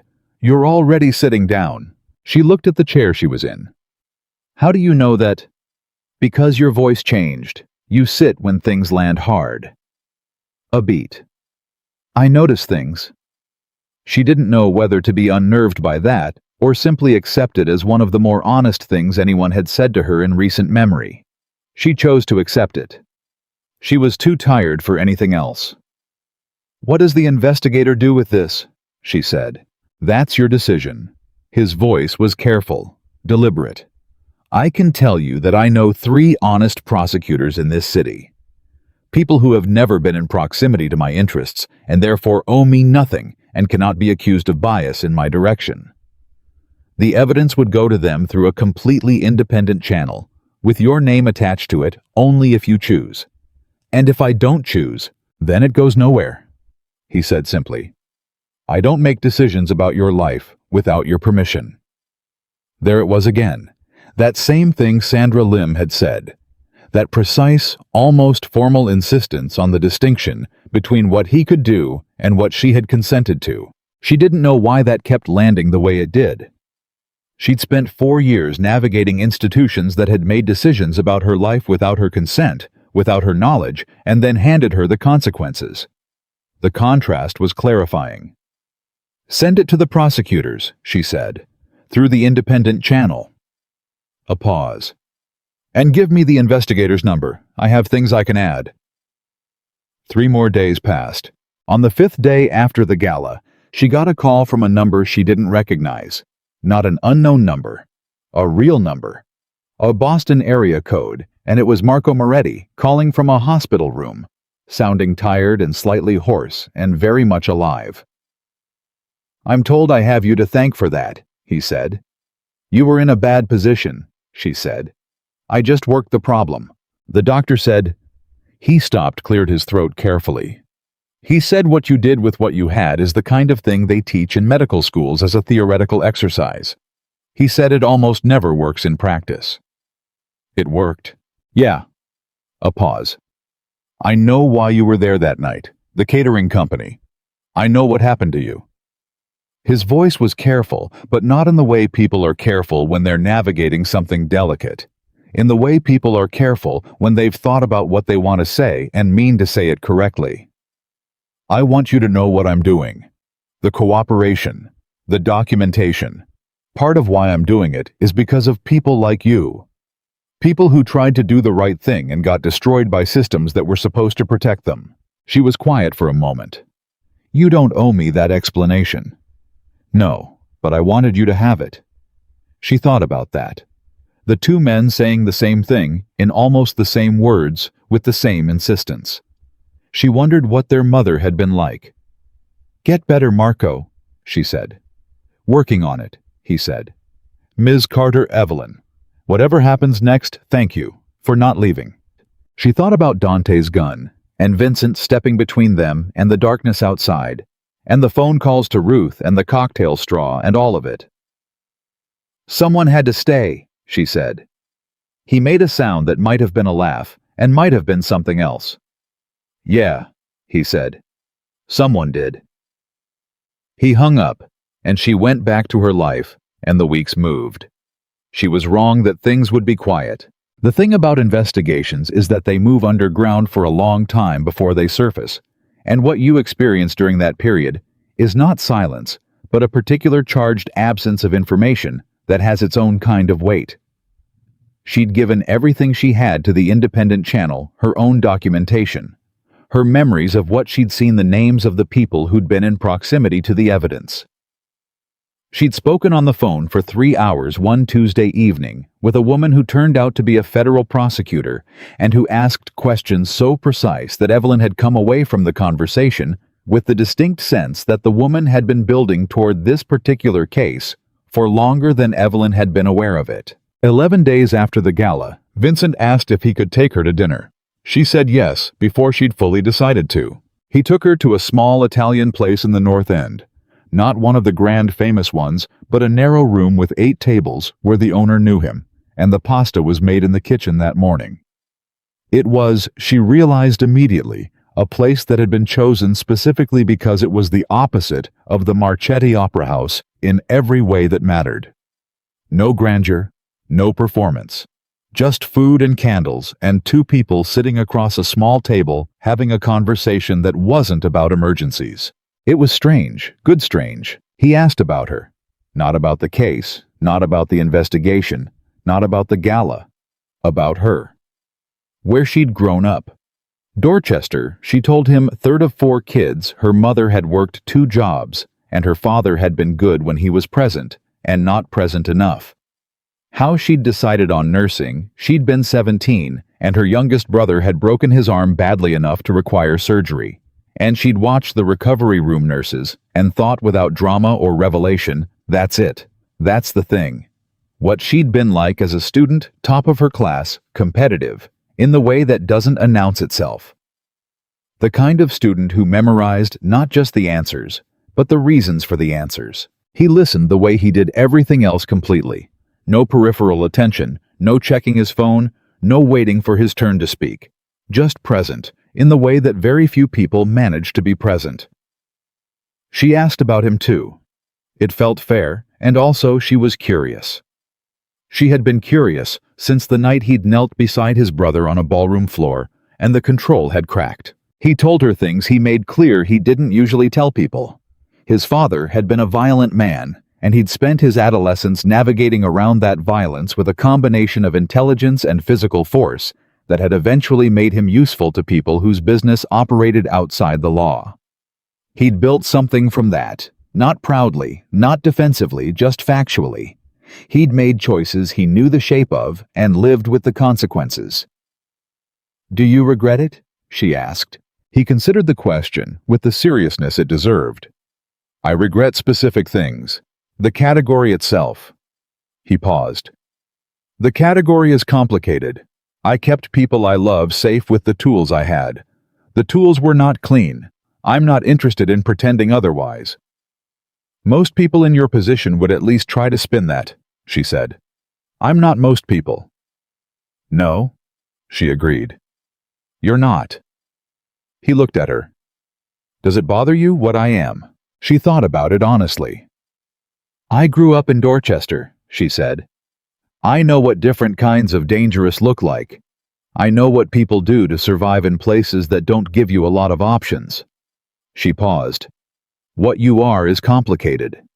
What you did funding children's hospitals, protecting Marco. What you're doing for me, that's also what you are. People aren't one thing." Something in his face shifted. Not dramatically, just the faintest adjustment, like a mechanism that had been running under tension, releasing a fraction of that tension. "Most people expect me to be entirely one thing," he said. "Most people are lazy," she said. He almost laughed. Not a polished social laugh, but a real one, short and surprised and quickly controlled. And she felt unreasonably pleased about it. She was not. She told herself driving home, developing feelings for a man whose life was what his was. She was not doing that. She was grateful for his help. She respected his directness. She found him, she was honest with herself, compelling in a way that she hadn't found another person compelling in a very long time. But she was a single mother with a 6-year-old and a catering job and a nursing license, that currently existed only in the files of a federal investigation. And whatever this was, it was not the right context for something she wasn't ready for. She believed that. She mostly believed that. 3 days later, the call came that changed everything again. It was 7 in the morning, and Lily was eating cereal, and Evelyn was getting her bag together for a morning shift, when her phone rang, and it was a number she recognized, the federal prosecutor, whose name was Kathleen Brower, and who had called twice before for follow-up questions. But this wasn't a follow-up question. "Ms. Carter," Brower said, and her voice was different this morning, tighter, more controlled, with something operating underneath it that Evelyn recognized as the specific quality of a person delivering information that is both good and complicated simultaneously. "I need to inform you that at 6:15 this morning, federal agents executed search warrants at 3 properties connected to the individuals we discussed. We have made 2 arrests. The evidence is significant." A pause. "We're going to need you to be available today, potentially all day." Evelyn sat down on the kitchen chair. Lily looked up from her cereal. "Okay," Evelyn said. "I'm available. There's something else." Brower's voice shifted again. "In the course of last night's preparatory review, my office became aware of evidence that has been in a federal database for approximately 18 months that was not previously connected to our case. Evidence pertaining to your specific situation." A pause. "Ms. Carter, I want to be clear that the formal process will take time and will require review. But what I am looking at this morning is sufficient to initiate reinstatement proceedings for your nursing license." The kitchen was completely silent. "Mom," Lily said, "are you okay?" Evelyn's hand was pressed against her mouth. She moved it. "Yes," she said to both of them at once. "Yes, I'm okay." She got through the call. She got Lily to school. She walked home through the cold, bright morning with the post-blizzard sky hard and blue above her. And she thought about the moment she'd handed her badge to the hospital administrator 4 years ago, and the particular expression on his face. Not triumph. Just the dull, bureaucratic satisfaction of a man who'd completed a procedure. And she thought about the examination room where she'd cried in the car afterward for 40 minutes before she could drive. She thought about Lily, who had been 2 years old and had no idea any of it had happened, and who had grown up watching her mother carry coffee trays and come home smelling like other people's dinners. She thought about who she'd been at 30. She was 29 now, a year younger. She was 29, and she'd spent 4 of those years as a waitress when she should have been a nurse, and those years were gone, and she was going to have to decide whether she spent the rest of her life being angry about that, or whether she accepted them as the price of having been right. She knew the answer. She'd known it all along. She just needed a minute to feel the cost before she put it down. She called Vincent. He picked up on the first ring the way he always did, and she said, "They made arrests this morning." "I know," he said. "You already know. I was informed about an hour ago. By Marco, actually. His attorney is connected to the case on a different thread." A pause. "He called me before you did. The prosecutor said something about my license." A silence. Not the silence of someone who didn't know, the silence of someone who did and was choosing how to say it. "They found the evidence from 18 months ago," he said. "How long have you known it was there?" "Since 9 days ago." His voice was steady. "I didn't tell you immediately because I needed to be certain the channel was protected. I wasn't willing to raise your hopes before I was sure the evidence would reach someone who would act on it." She absorbed that. The deliberateness of it. The care. "You could have told me," she said. "Yes. I made a decision about which risk was worse. I may have been wrong." A pause. "I'm sorry." She stood on her street in the cold morning air, and the 2 men in the dark car that was always somewhere nearby were presumably somewhere nearby right now, and the city was white and bright and enormous around her, and she said, "Don't do that again." "I won't," he said, and she believed him. "Vincent," she exhaled. The breath came out as vapor in the cold. "The prosecutor said the evidence is sufficient to begin reinstatement proceedings." A silence that was completely different from all the other silences. "I know," he said, and his voice had changed in a way that she'd only heard once before on the floor of a ballroom, when his brother had drawn a real breath for the first time. "It's going to take time," she said. "The formal process. Reviews and hearings and however long it takes," he said. She stood on the street and let herself feel it. All of it. The 4 years and the banquet trays and Lily's inhalers she'd had to stretch, and the apartment where the windows sometimes let in cold they shouldn't have. And the look on that administrator's face, and the journalist who'd gone to Seattle, and all of it, 4 years of all of it. She let herself feel it, and then she let it go. Not forgotten. Not forgiven exactly. But set down. "I have to go," she said. "The prosecutor needs me available today." "I know. David is outside if you need the car." "I don't need the car," she said. "I'm going to walk." A pause. "Vincent?" "Yes." "Thank you." She said it simply the way she said things when she meant them completely and didn't need decoration. "For believing it the night you met me. Before you had any reason to." He was quiet for a moment. When he spoke, his voice was careful in the way of someone saying something real. "I had every reason," he said. "You just showed them one at a time." She hung up and stood in the cold for another moment. And then she walked, and the city moved around her. And somewhere in the North End, a man she didn't yet fully know was sitting with whatever he was sitting with. And somewhere in a federal building, a prosecutor was moving paper from one stack to another. And somewhere in a hospital, a man who was going to be okay was working on being okay. And Lily was at school breathing easy, telling her teacher about how her mom was a nurse. Evelyn walked. She didn't know yet what the next thing would look like. She didn't know how long the process would take, or whether the hearings would be simple or complicated, or what the hospital board would do when they understood the full scope of what was coming for them. She didn't know what she was or wasn't doing with the complicated, direct, attentive man who'd put 2 guards outside her apartment building and taken her to a restaurant with 8 tables and listened to her like she was the most interesting thing in the room. She didn't know any of it, but she'd been on the floor of a ballroom not 2 weeks ago with a kitchen knife and no backup, and she'd worked the problem, and the problem had been solved. She'd figure out the rest. She always did. The federal hearing was scheduled for a Thursday in February, 6 weeks after the gala, and Evelyn found out about it on a Monday morning while standing in her kitchen in yesterday's socks eating toast over the sink, because Lily had taken the last clean plate to the coffee table to eat cereal in front of a cartoon. Kathleen Brower called at 7:52. She didn't waste time on preamble. "The Board of Registration in Nursing has agreed to an expedited review hearing, February 14th. I know that's fast. I need you to understand what fast means in this context. It means they've looked at the preliminary evidence and they're not fighting the direction this is going. That's good. That's very good." A pause. "It also means the other side knows it's happening, and they will be there and they will make arguments. You need to be prepared for that." "I've been prepared for 4 years," Evelyn said. A brief silence that carried something like respect. "I know you have. I'm sending you a list of materials I need from you by Wednesday. Everything you can put your hands on, written, remembered, documented in any form. Your own account of what you witnessed in your own words, as complete as you can make it.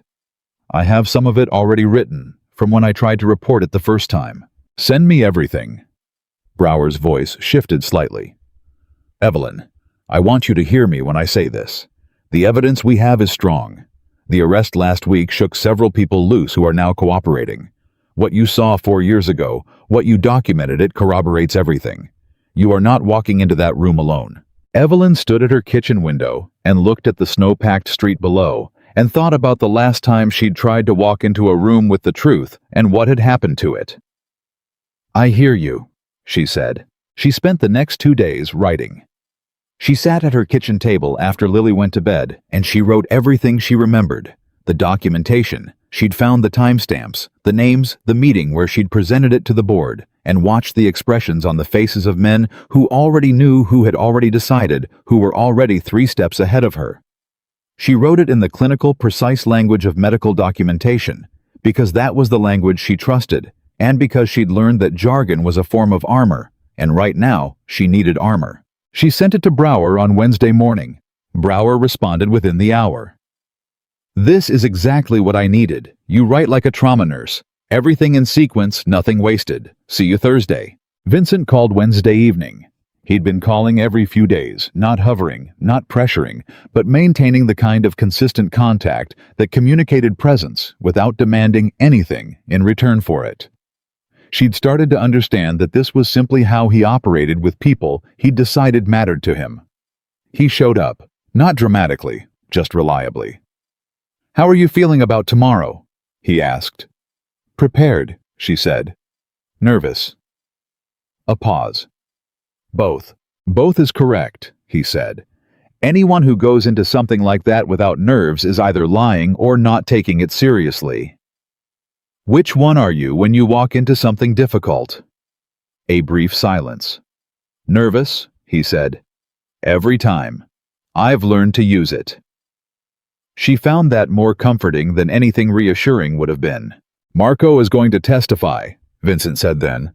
"Not at your hearing, his testimony is part of a separate federal process, but the overlap is significant. His cooperation has generated additional documentation that names 3 of the board members directly. He's recovered enough. He's been recovered for 2 weeks. He's been pushing his attorneys to move faster."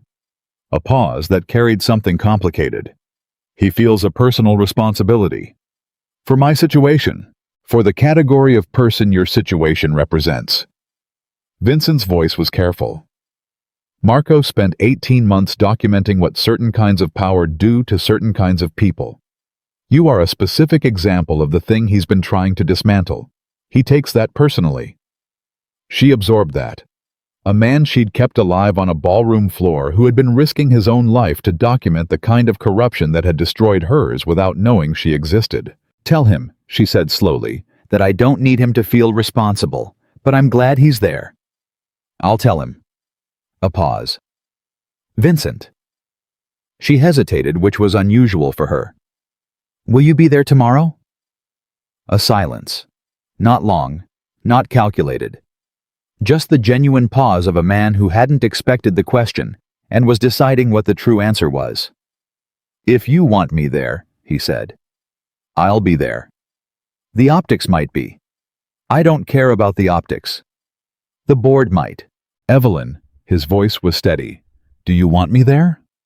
She looked at the stack of papers on her kitchen table. 4 years of truth written down in careful order.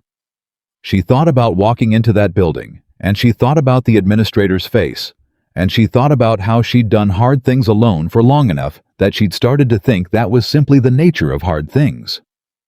"Yes," she said. "Then I'll be there," he said. "In the hallway.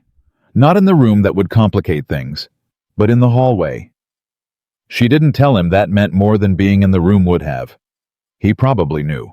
The hearing was in a government building downtown that smelled of institutional carpet and old paper and the particular kind of carefully maintained neutrality that government buildings maintain as a professional posture. Evelyn arrived 20 minutes early in the navy blazer she'd bought 3 years ago for Lily's kindergarten orientation, and had worn twice since, with her hair pulled back and the folder of documents under her arm, and she found Brower waiting in the lobby with 2 colleagues and a large coffee, and the calm, pre-battle focus of someone who'd done this before and trusted her preparation. "You look good," Brower said. "I'm terrified," Evelyn said. "Good." Brower handed her a coffee. "Let's go be terrified together." They went through security. Evelyn looked back once as they moved toward the elevator. Vincent was in the lobby, standing slightly apart from the foot traffic in a dark coat, his hands in his pockets, watching her. He nodded once. She nodded back. She got in the elevator. The hearing room was smaller than she'd expected.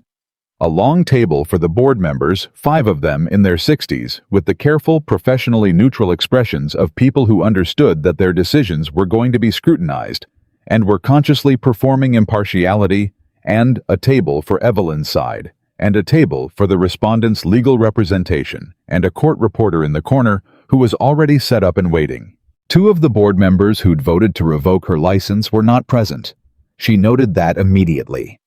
Brower had told her this might happen, that the arrests had caused a rapid restructuring of who was willing to be publicly associated with the original decision. The ones who remained looked at Evelyn when she entered. She looked back. She sat down and she put her folder on the table in front of her, and she took a breath and she thought about Marco on the floor of a ballroom, and Lily's voice on the phone, and 4 years of banquet trays, and the precise specific weight of handing over a badge to someone who didn't deserve to hold it. She thought about a voice on a phone at 7:52 in the morning saying you are not walking into that room alone. The chair of the board, a woman named Dr. Patricia Chen, who Evelyn did not know, but had spent 2 days researching, looked at both tables and said formally, "We are here today for the expedited review hearing in the matter of Evelyn Marie Carter, R.N. license number."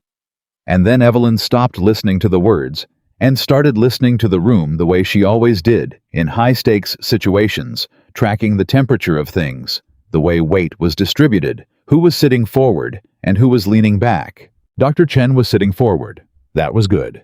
Brower presented the evidence in exactly the order Evelyn would have chosen, starting not with the personal, not with what had happened to Evelyn, but with the institutional pattern. The shell company, the financial records, the payments that tracked in parallel with surgical case numbers at the hospital. She built the architecture of the corruption before she named the people in it. And by the time she got to the board members who'd received bonuses in the month, Evelyn was terminated. The room had a different quality than it had when they'd walked in. The respondent's counsel, a man whose suit was excellent and whose face was carefully empty, made his arguments. He was competent. He used phrases like procedural integrity and documented clinical concerns and contemporaneous review with the fluency of someone who'd deployed them before in similar rooms with similar stakes. He was not wrong about the procedure. He was wrong about everything else. Brower responded with the financial records. The room got very quiet. Evelyn was asked to speak. She'd been told she could make a statement, not testimony exactly, but a personal account that the board could consider alongside the documentary evidence. She'd written it and rewritten it 4 times. She'd practiced it in front of the bathroom mirror the night before while Lily slept. She looked at Dr. Chen and she said, "I spent 6 years becoming the kind of nurse who runs toward the problem. That's what we're trained to do. We run toward it because someone has to, and because we chose this, and because the person in the bed needs someone who doesn't flinch." She paused. 4 years ago, I ran toward a problem that the people in charge of my institution had created and were actively profiting from. I documented it, I reported it, and they destroyed my ability to do the only work I've ever known how to do well. Another pause. I have spent 4 years as a banquet waitress. I have spent 4 years monitoring my asthmatic daughter's breathing while working shifts that kept the lights on. I am not asking for sympathy. I am asking for the record to reflect what actually happened and for the professional standing I earned through 6 years of clinical practice to be returned to me so I can go back to running toward problems, which is the only thing I have ever wanted to do. She stopped. The room was quiet. Dr. Chen looked at her for a long moment. Then she wrote something on the paper in front of her, and Evelyn couldn't read what it said, and the court reporter's fingers moved, and the respondent's counsel shifted slightly in his chair. The board members conferred. Not long. 15 minutes, which Evelyn and Brower spent in a small waiting room where Evelyn drank half a cup of bad coffee and did not speak, and Brower did not try to make her. When they were called back in, Dr. Chen looked directly at Evelyn and said, "The board has reviewed the submitted evidence and the testimony provided today. The board finds that the original revocation proceedings were compromised by undisclosed conflicts of interest on the part of 2 voting members, and that the clinical evidence cited in support of revocation does not meet the standard required under Massachusetts nursing law." A pause. This board votes with 1 abstention to initiate formal reinstatement proceedings for license number. And she read the number, Evelyn's number, the number she'd memorized at 23, and had tried very hard not to think about for 4 years. Brower put her hand on Evelyn's arm. Evelyn looked at the table. She looked at the legal pad in front of her, which was blank because she'd brought it only as a prop, something to do with her hands. She looked at the pen she'd been holding for the past 40 minutes without once using it. She put the pen down. Reinstatement proceedings take approximately 8 weeks under expedited review, Dr. Chen continued. Assuming no material complications, Ms. Carter, you should have your license in hand by April." Evelyn nodded. She trusted her voice to do exactly 2 words. "Thank you," she said. They walked out. In the hallway, Vincent was standing where he'd been standing when she'd left for security.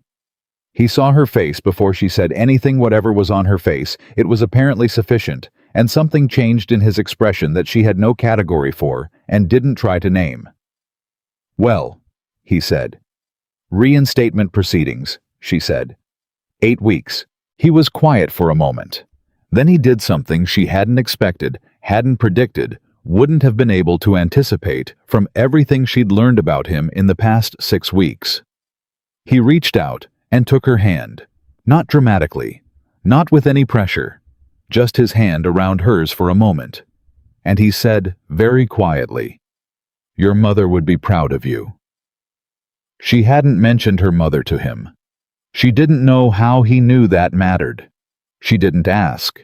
She let him hold her hand for a moment in the hallway of a government building in February, with Brower organizing papers somewhere behind her, and the court reporter packing up inside, and the carpet smelling of institution, and the whole rest of her life waiting on the other side of 8 weeks. And she breathed. Then she said, "I have to call Ruth." He let go of her hand. "Go call Ruth." She called Ruth from the lobby, and Ruth picked up on the first ring. And when Evelyn told her, Ruth said absolutely nothing for 4 full seconds, which from Ruth Bellamy was the equivalent of anyone else bursting into tears. Then Ruth said with great dignity, "I'll make dinner tonight. You bring Lily home on time." Evelyn laughed. It came out a little broken at the edges, which was fine. "Yes, ma'am." She picked Lily up from school that afternoon, and Lily came running out with a drawing she'd made of a hospital and a stick figure in a white coat with orange hair, because Lily had decided some time ago that nurses had orange hair, and Evelyn had never corrected her. "Who's this?" Evelyn asked, though she knew. "It's you," Lily said. "At work. I made it for when you go back." Evelyn folded the drawing very carefully and put it in her coat pocket. "How'd you know I was going back?" she said. Lily gave her the look that 6-year-olds give their parents when adults ask questions with obvious answers. "Because you're good at it," she said, as if this were sufficient explanation for the nature of reality. "Can we have hot chocolate?" "We can have hot chocolate," Evelyn said. They had hot chocolate at the kitchen table, and Evelyn kept Lily's drawing in her pocket, and Ruth came at 6 with a pot of something that smelled the way safety smells, and they ate dinner at the small table in the apartment that had been just big enough for 2 and felt that evening exactly the right size. The 8 weeks moved the way important time moves, simultaneously slow and fast, ordinary on the surface and loaded underneath. Evelyn worked her catering shifts, and she picked up Lily, and she talked to Brower, and she spoke with a nursing recruiter named Darnell, who'd reached out through a contact she didn't trace until later, when she understood more about how Vincent's version of help worked indirectly, unannounced, in ways that gave her the opportunity to take or leave without obligation. She took it. She and Vincent had dinner 3 more times. Each time was easier than the last, which was its own kind of information. She found herself thinking about him in the spaces of her day, the way you think about things that are becoming relevant to you, not obsessively, but persistently, with the particular quality of attention you give to something you haven't fully decided about yet, but can't stop considering. He was careful with her. Not delicate. He was never delicate. It wasn't in his vocabulary, but careful. He didn't push the pace of anything. He asked about Lily, and remembered what she told him, and asked follow-up questions that demonstrated he'd been paying attention. He talked about Marco, who was cooperating fully and was testifying before a grand jury in March, and whose future was uncertain in ways that Vincent clearly worried about more than he said. One evening she asked him directly, "What happens to Marco after all of this? He's protected under the federal program. He's been offered relocation." A pause. "He doesn't want it. He wants to stay." Another pause. "He's been talking about working with a youth organization, rehabilitation. He has some ideas about what certain young men need that no one gave them." "Ideas he came by from the inside," she said. "Yes." "That's not the worst qualification," she said. Vincent looked at her. "No," he said. It isn't. The reinstatement letter came on a Tuesday in April the 14th, which Lily insisted was the best day for it, because 14 was a good number, because it was 7 times 2, and 7 was lucky. Evelyn had not previously been aware that her daughter had opinions about numerology, but she had learned in 6 years that Lily's opinions on most subjects were both firm and unpredictable. The letter was 2 pages. Formal language official seal license number in bold. She read it at the kitchen table, and she read it again, and she set it down flat on the table and put both her palms on it, the way you put your hands on something real to confirm it's actually there. Then she called Brower. "Got it," she said. "Congratulations," Brower said warmly and without qualification, which was the most unlawyerly thing Evelyn had ever heard her say. Then she called Vincent. "It came," she said when he picked up. A silence. Then, "When do you start?" 2 weeks. Darnell had already been in contact with a department head at a children's emergency center in Cambridge. The position was Trauma Nurse Pediatric Unit. She'd had the interview. She knew how it had gone. 2 weeks, he said. He sounded she'd gotten better at reading the gradations of his voice like a man containing something. Vincent. She was sitting at the table with the letter under her hands and the afternoon light coming through the kitchen window. What you did. All of it, the investigator, the prosecutors, the way you set it up so it all moved through clean channels so no one could question the source. She paused. I know what that took. The care of it. You would have found another way eventually, he said. Maybe. In another 4 years. With another 4 years of Lily watching me come home smelling like other people's dinners. She stopped. Started again. I'm not saying it to be polite. I'm saying it because I want you to know that I understand the difference between someone doing something because it benefits them and someone doing something because it's right. She paused. You did this because it was right. He was quiet for a moment. When he spoke, his voice had the careful quality of a man walking on ice he's tested but doesn't entirely trust. I did it, he said, because the night I watched you save my brother's life with a cocktail straw, I understood something about the nature of injustice that I had previously only observed from one direction. A pause. And I did it because I wanted a world where you could do what you're built to do. Another pause, shorter. Those two things happened to align. She sat with that. Come to dinner Friday, she said. Lily wants to cook pasta. Fair warning, she'll want to tell you everything she knows about numerology and also show you her hospital drawing. A silence. I'll be there, he said. She hung up. She looked at the letter. She looked at Lily's drawing, which she'd put on the refrigerator 2 months ago, and which had been joined since by approximately 14 other drawings and 2 school projects and a handmade Mother's Day card that was still 6 weeks away, but which Lily had apparently started early because she'd had ideas. She thought about the night she'd pulled off her serving gloves. She thought about the voice that had come out of her instinctive and certain and 4 years dormant saying I used to be. And she thought about what had been waiting on the other side of that sentence patient, as everything true is patient, refusing to become something smaller, just because someone had tried to make it so. She was going back. Not back to where she had been. She understood now that the place she was going was forward into something that had the shape of who she'd always been. But with everything the last 4 years had added the endurance, the calculus, the understanding of what it cost to be destroyed and choose one day at a time not to stay destroyed. She was going to wear a uniform again. She was going to stand in an emergency room with a small frightened person in a bed, and she was going to run toward the problem. She was going to go home afterward, and Lily would be there. That was enough. That was more than enough. That was, she understood sitting at her kitchen table with the afternoon light warm on her hands and the letter flat beneath them everything. She went to the refrigerator. She looked at the drawing stick figure, white coat, orange hair, and below it in Lily's careful, oversized letters, my mom, the nurse. She left the drawing exactly where it was. She would not move it when she went back. She would leave it there so that every time she came home, she could look at it and remember what the return had cost and what it meant. She pressed 2 fingers lightly against Lily's crayon strokes. Then she put the letter in the kitchen drawer with Ruth's note from the night of the blizzard. The drawer that held the things she didn't want to throw away. She wore the uniform for the first time on a Monday.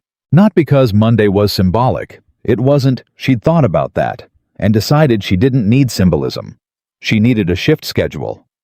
But because the Cambridge Children's Emergency Center ran a Monday through Friday orientation week for returning clinical staff, and her start date was the first Monday of May, and that was simply what it was. She stood in the bathroom at 5:40 in the morning and looked at herself in the mirror, and the woman looking back at her was wearing navy blue scrubs, and her hair was pulled back the way she'd worn it every working day of her clinical life, and her ID badge temporary, with the word orientee across the bottom in red letters, because the permanent badge took 2 weeks, was clipped to her chest pocket. She looked at herself for a long time. 4 years was a long time to not look like yourself. She hadn't understood that until this moment, standing here in the clothes that were the correct clothes. The right shape of herself restored how much energy she had quietly spent in those 4 years looking in mirrors and seeing the approximation. The version. The woman who was managing. This was not managing. This was her. She picked up her bag and went to check on Lily. Lily was awake, already sitting up in bed, with the particular alertness of a child who has set an internal alarm for something important. She looked at Evelyn in the doorway, and her face did the thing it did, that complete, uncomplicated opening that 6-year-olds haven't yet learned to moderate, and she said, "You look like my drawing." Evelyn sat on the edge of the bed. "Yeah. Except your hair isn't orange." "I know. I'm sorry about that." Lily considered this and decided it was an acceptable deviation. "Are you nervous? A little?" "Don't be," Lily said, with the breezy authority of someone who has never had reason to doubt her mother's competence. "You're the best nurse. Ruth says so, and Ruth knows everything." "Ruth does know everything." Evelyn kissed her daughter's forehead. "Be good for the Hendersons today." "I'm always good." "You're always interesting," Evelyn said. "That's different." Lily giggled, and Evelyn stood up and went to the door and looked back once this small girl in her pajamas, breathing easy, alive and well, and completely certain about the nature of her mother, and she felt something move through her that had no name and didn't need one. She went to work. The Cambridge Children's Emergency Center was not a large hospital. That was the first thing she'd understood when Darnell had described it, and the reason she'd wanted it. It was a dedicated pediatric emergency facility attached to a larger medical campus, and what it lacked in size, it compensated for, entirely in intensity, 32 beds high. Turnover, the specific and demanding subset of emergency care that required you to be a trauma nurse and a pediatric specialist simultaneously, which meant reading a small body's signals differently from an adult's, which meant calibrating your voice and your presence and your hands for a patient who might not have the words yet for what was wrong. She had wanted exactly this. She had wanted the hardest version of the return, because anything softer would have felt like concession, and she was done conceding. Her supervisor was a man named Dr. Franklin Webb, who was 53 and had the efficient warmth of someone who'd spent 2 decades running an emergency department and had long since stopped performing any quality he didn't actually possess. He met her at the nurse's station on her first morning, shook her hand once and said, "I reviewed your file, all of it. The original record, the reinstatement documentation, and the account you submitted to the board." He paused. "I also spoke with Dr. Reeves at Mass General about the intervention you performed in December." "I see," she said. "I want you to know that the 4-year gap concerns me less than it would with another candidate," he said. "The skill set you demonstrated in December was not a gap year skill set. That's a nurse at the top of her form." He paused. "What I need from you this week is confirmation that the clinical environment comes back the way I expect it to. I don't anticipate problems." "Neither do I," she said. He nodded. "Good. Then let's not waste time. We have 3 kids waiting." It came back. Not slowly, not in pieces, not with the tentative quality of something being rebuilt from scratch. It came back the way her voice had come back on the floor of the ballroom, whole, immediate, as if it had simply been waiting in the room she'd put it, and all it needed was for her to open the door. By Wednesday of orientation week, Webb had quietly stopped assigning her a shadow. By Friday, 2 of the other nurses had started routing questions her way without being directed to the wordless professional acknowledgement of a department finding its natural hierarchy through competence rather than seniority. She noticed. She didn't say anything. She let it be what it was.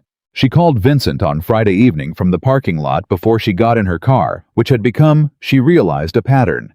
The end-of-shift call, not always long, not always significant, just the contact, the check-in, the particular comfort of a voice that asked nothing performative of her. "How was the week?" he said. "Good," she said. "Really good." She sat with that for a moment. "I forgot what it felt like to be exactly where you're supposed to be." "Tell me," he said. She did. She told him about the 7-year-old with the suspected appendicitis who'd been terrified, and who she'd talked down with a combination of clinical technique and the voices of 3 different cartoon characters until the child was calm enough for the imaging team to work. She told him about the infant whose mother had come in at 2 in the morning, convinced something was wrong, and been right. Had been absolutely right in the way mothers sometimes simply know, and the work of confirming that and moving fast, and the particular profound satisfaction of watching that mother's panic convert to relief. She told him about Webb, who she already trusted, and the nurse named Christine, who was 30 and sharp, and had twice already said things in hand-off meetings that demonstrated a level of clinical intuition that made Evelyn want to work alongside her for years. Vincent listened, the way he always listened, completely without interruption, without the social noise that other people inserted into conversations to demonstrate they were engaged. He just listened. And when she finished, he said, "That's who you are. You know that." "I'm starting to remember," she said. A pause, then more quietly. "You never stopped being her. You just didn't have the room." She sat in her car in the parking lot and looked at the building she'd just come out of and thought about 4 years of not having the room and about what it had cost and about what it meant that the room existed again. "Are you still coming Sunday?" she said. "Yes." A pause. "Lily's making pasta." "Lily is supervising pasta. I'm making pasta. There's a difference." "She seems like a highly capable supervisor. She's 6, and she's been to an Italian restaurant twice, and now considers herself an authority." He laughed, the real one, the short, surprised one that she'd come to catalog separately from his other expressions, because it happened infrequently enough to be notable. "I'll bring wine," he said. "Bring dessert. I can't drink on a Sunday. I have an early Monday. I'll bring both." Sunday dinner was the 4 of them. Evelyn, Lily, Vincent, and Ruth, who had been introduced to Vincent 3 weeks earlier and had assessed him with the complete, unembraceable directness of a 74-year-old woman who had outlived enough people to have stopped pretending about anything. She'd looked at him for a long moment when they met, and then she'd said, "You have your mother's eyes," which had stopped him completely, because he'd told no one in that apartment about his mother, and Ruth had simply moved on to the kitchen to check the stove. He'd asked Evelyn about it later. She'd said, "Ruth knows things. I stopped trying to explain it." Sunday dinner was the kind of easy that only happens when the people at the table have been through something together, even if the something was different for each of them. Lily held court, which she always did, explaining to Vincent with great seriousness the rules of a game she'd invented that appeared to involve numbers, colors, and a scoring system that shifted whenever she was losing.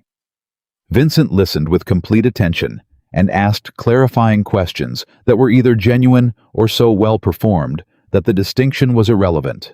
Ruth watched all of this from the other end of the table with the satisfaction of a woman who had correctly predicted an outcome and was gracious enough not to say so. After dinner, after Lily was in bed and Ruth had gone home with the leftover dessert Vincent had brought, they sat at the kitchen table with tea and the particular quiet of an apartment after a child has gone to sleep, that specific settling, like a held breath released. "She's extraordinary," Vincent said. "She is," Evelyn said. "She gets it from her father." She paused. He was a good man, kind, Funny in the way that kind people are funny, not at anyone's expense. She looked at her mug. He died when she was 14 months. Car accident. Black ice. She didn't often say this. It was a fact she deployed carefully because it had weight, and she didn't distribute it to people who couldn't hold it. Vincent was quiet for a moment. "I'm sorry," he said. "Not the reflexive kind. The real kind." "We're okay," she said. "We've been okay. But she deserves—" She stopped, started again. "She deserves to see what it looks like when her mother is happy. Genuinely. Not managing. I think for a long time she's been too young to know the difference, and soon she won't be." He looked at her steadily. "And are you genuinely?" She thought about it. The honest answer, not the comfortable one. "I'm closer than I've been in a long time," she said. "Getting closer." A pause. "The work helps. Coming home to her helps." She met his eyes. "This helps." He held her gaze for a moment. Then he said carefully, "I want to be straightforward with you about something. You're always straightforward with me. I want to be more straightforward than usual." He set his mug down. "What my life is, what it has been, what parts of it remain is not simple. I've been honest about that. I won't pretend the complications don't exist." A pause. "Marco's cooperation has moved certain things in directions I'm still navigating. My own relationship with federal investigators is—" He paused. "Complex and ongoing." "I know that," she said. "What I'm less certain about," he said, "is whether a woman who spent 4 years having her life dismantled by people who operated without conscience wants to be in proximity to someone whose history is what mine is." He held her gaze. "Even if the intentions are different." She looked at him.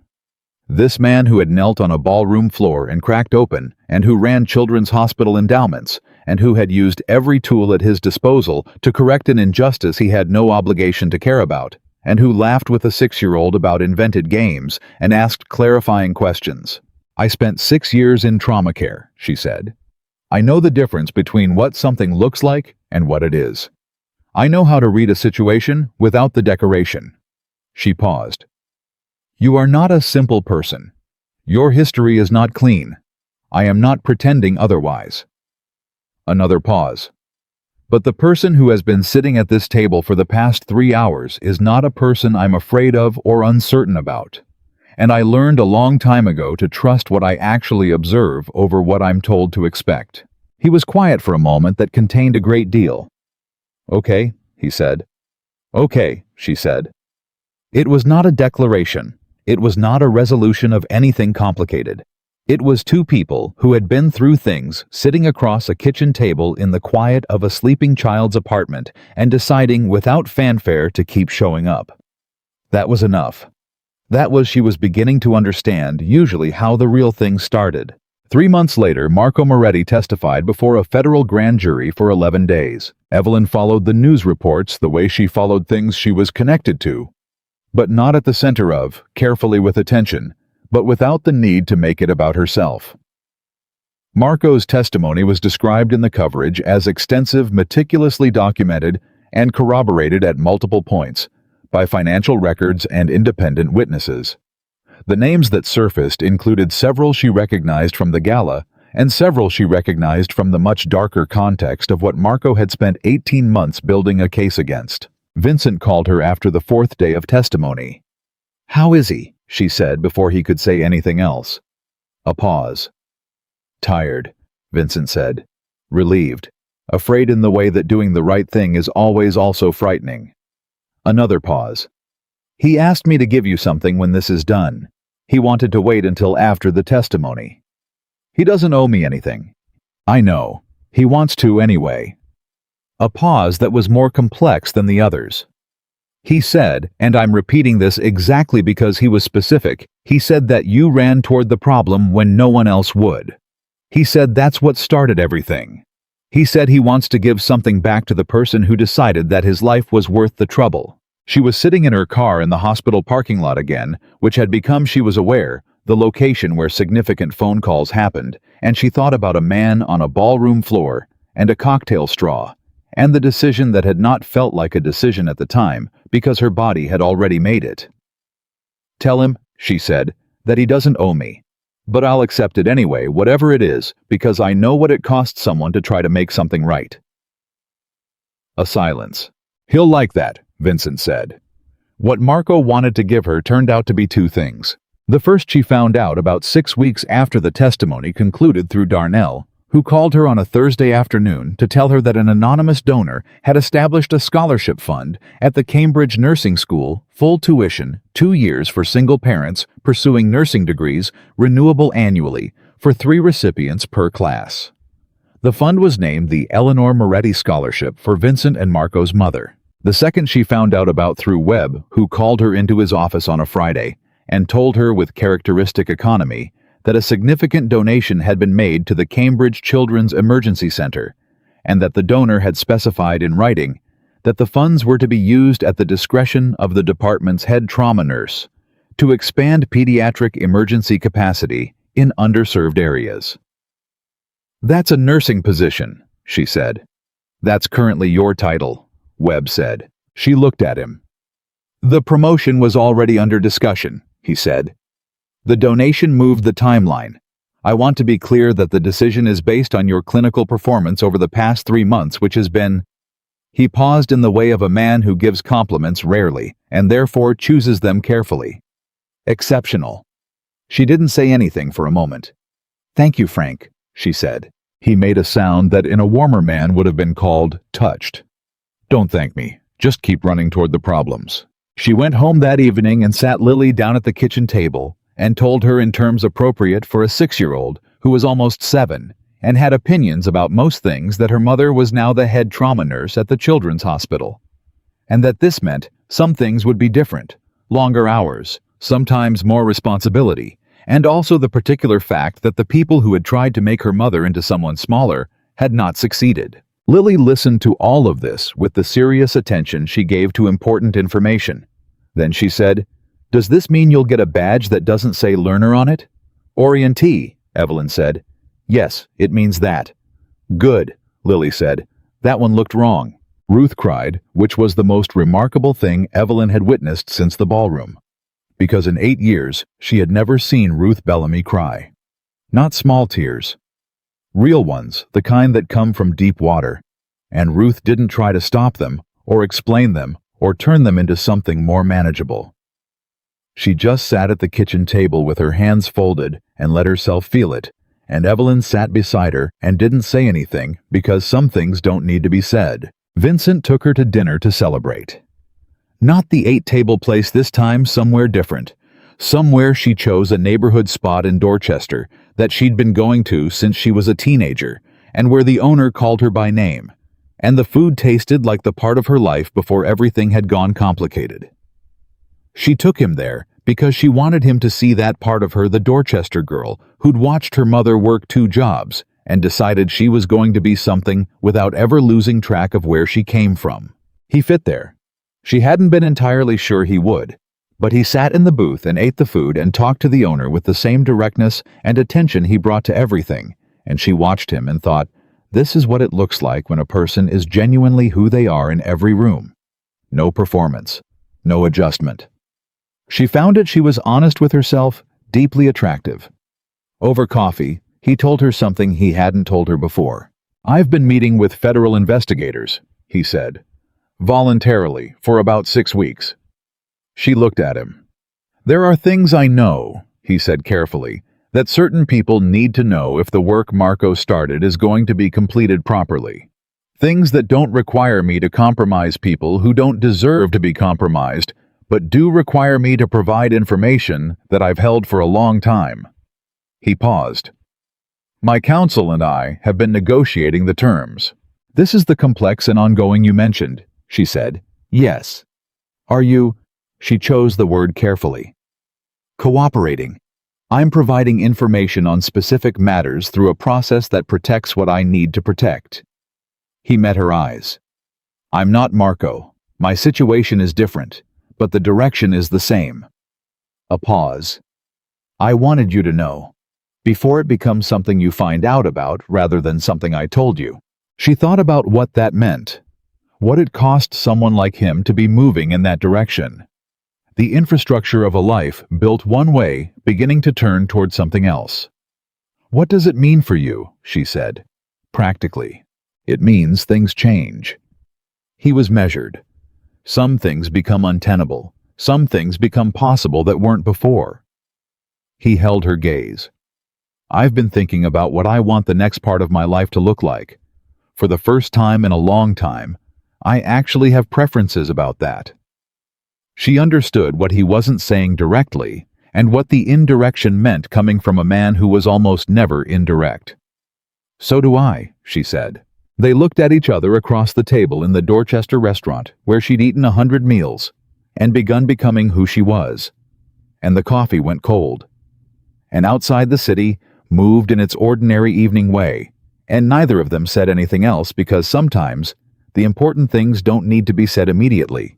They just need to be understood, which they were. A year after the gala, Evelyn Carter was running the pediatric emergency department at Cambridge Children's on a Thursday evening in December when the call came in 7-year-old male suspected anaphylaxis incoming via ambulance ETA 4 minutes.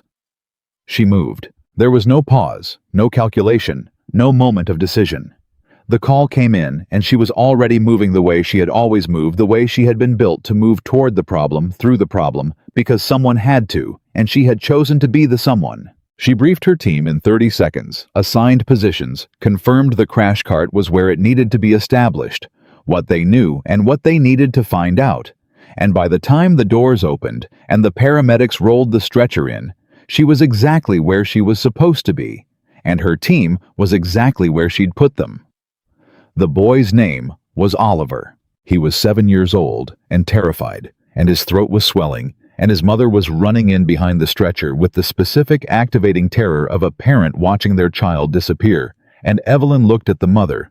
Once direct eye contact, deliberate the communication of, "I see you, and I have him," and then she was working. It was controlled, practiced, swift.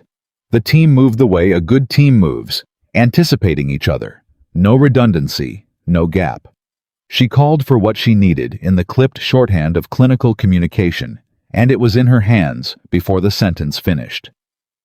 Oliver was fighting, which was good. A child who fights has reserves, and she talked to him the way she talked to all of them, low and even and underneath the clinical work. A voice that said, "You are not alone in this. I am right here. I know exactly what I'm doing." 9 minutes after the stretcher came through the door, Oliver was stable. His mother, standing at the edge of the room where Evelyn had asked her to wait, pressed both hands over her mouth. Evelyn went to her. Not because the protocol required it, the protocol didn't specify this part, but because 6 years of trauma nursing and 4 years of being a mother had taught her that the person in the bed was not always the only person who needed care. "He's stable," she said. "His airway is open and his oxygen is coming back. He's going to be scared and tired, and he's going to want you." The woman made a sound that was past language. "Go to him," Evelyn said. "I'll be right here." She stood in the corridor while the mother went to her son, and she breathed, and the team moved around her, resetting and charting and doing the quiet necessary work that follows the acute work. And Christine appeared at her elbow, with the particular look she'd gotten accustomed to, the one that meant she was about to say something that mattered. "How do you do that?" Christine said. "Do what?" "Stay that calm, every time. Whatever comes through that door, you're just there." Evelyn thought about a ballroom, a kitchen knife, a cocktail straw, a 6-year-old's voice on the phone saying, "It's tight, Mommy, it's tight." A man on his knees beside his brother with his face cracked open, a letter in a kitchen drawer. "You practice," she said, "for long enough that it stops feeling like calm and starts feeling like who you are." Christine nodded slowly. "Were you always like this?" Evelyn looked at Oliver through the window. This 7-year-old boy who was going to be fine, who was going to go home tomorrow or the next day and grow up and probably never remember the specifics of this night, but would carry somewhere in his body the fact of having been in crisis and come back the way all the bodies that had passed through her hands carried it. "No," she said. "I learned it the hard way." She finished her shift at 11. She drove home through a December night that was cold and clear. Nothing like last December's blizzard, the city sharp-edged and lit and moving with its own indifferent life around her. She checked Lily before she did anything else. Sound asleep, breathing easy, one arm thrown over the stuffed elephant she'd had since she was 2 and refused to retire on the grounds that it had, in her words, been through a lot. Evelyn stood in the doorway of her daughter's room and looked at her and felt, as she always did, the specific immensity of this small person's existence in her life. Then she went to the kitchen and put on the kettle, and on the counter she found a handwritten note in the careful, decisive script she'd learned to read, the way she'd learned to read a lot of things by paying attention. The note said, "She asked me to tell you about the numerology game while you were at work. We talked for 45 minutes. She has developed a theory about prime numbers that I think may be original. Don't wake her. I'll be here in the morning. V." She looked at the note for a long moment. Then she set it down on the counter and thought about everything that had led to this specific moment. A man on a ballroom floor. A voice that had come back from wherever she'd put it. A cocktail straw. A letter in a drawer. A girl in pajamas who thought her mother was the best nurse, and that Ruth knew everything, and that prime numbers contained secrets. She thought about power and what it was actually for. She'd watched people use it to protect themselves, to destroy people who threatened them, to maintain structures that served the powerful and ground down everyone else. She'd been ground down. She'd survived it. She'd watched a man who had power use it differently, not perfectly, not without complication, but toward something. Toward protection. Toward correction. Toward the specific, unfashionable idea that what you do with strength matters more than that you have it. She thought about Marco, who was running a youth rehabilitation program out of a building in South Boston, and who had called her last week to ask if she'd come talk to the kids there about work that was worth doing. She'd said yes.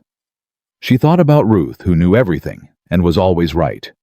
She thought about Lily, who breathed easily and had opinions about numerology and drew nurses with orange hair. She thought about a Thursday evening in a pediatric emergency room and a boy named Oliver who was going to be fine.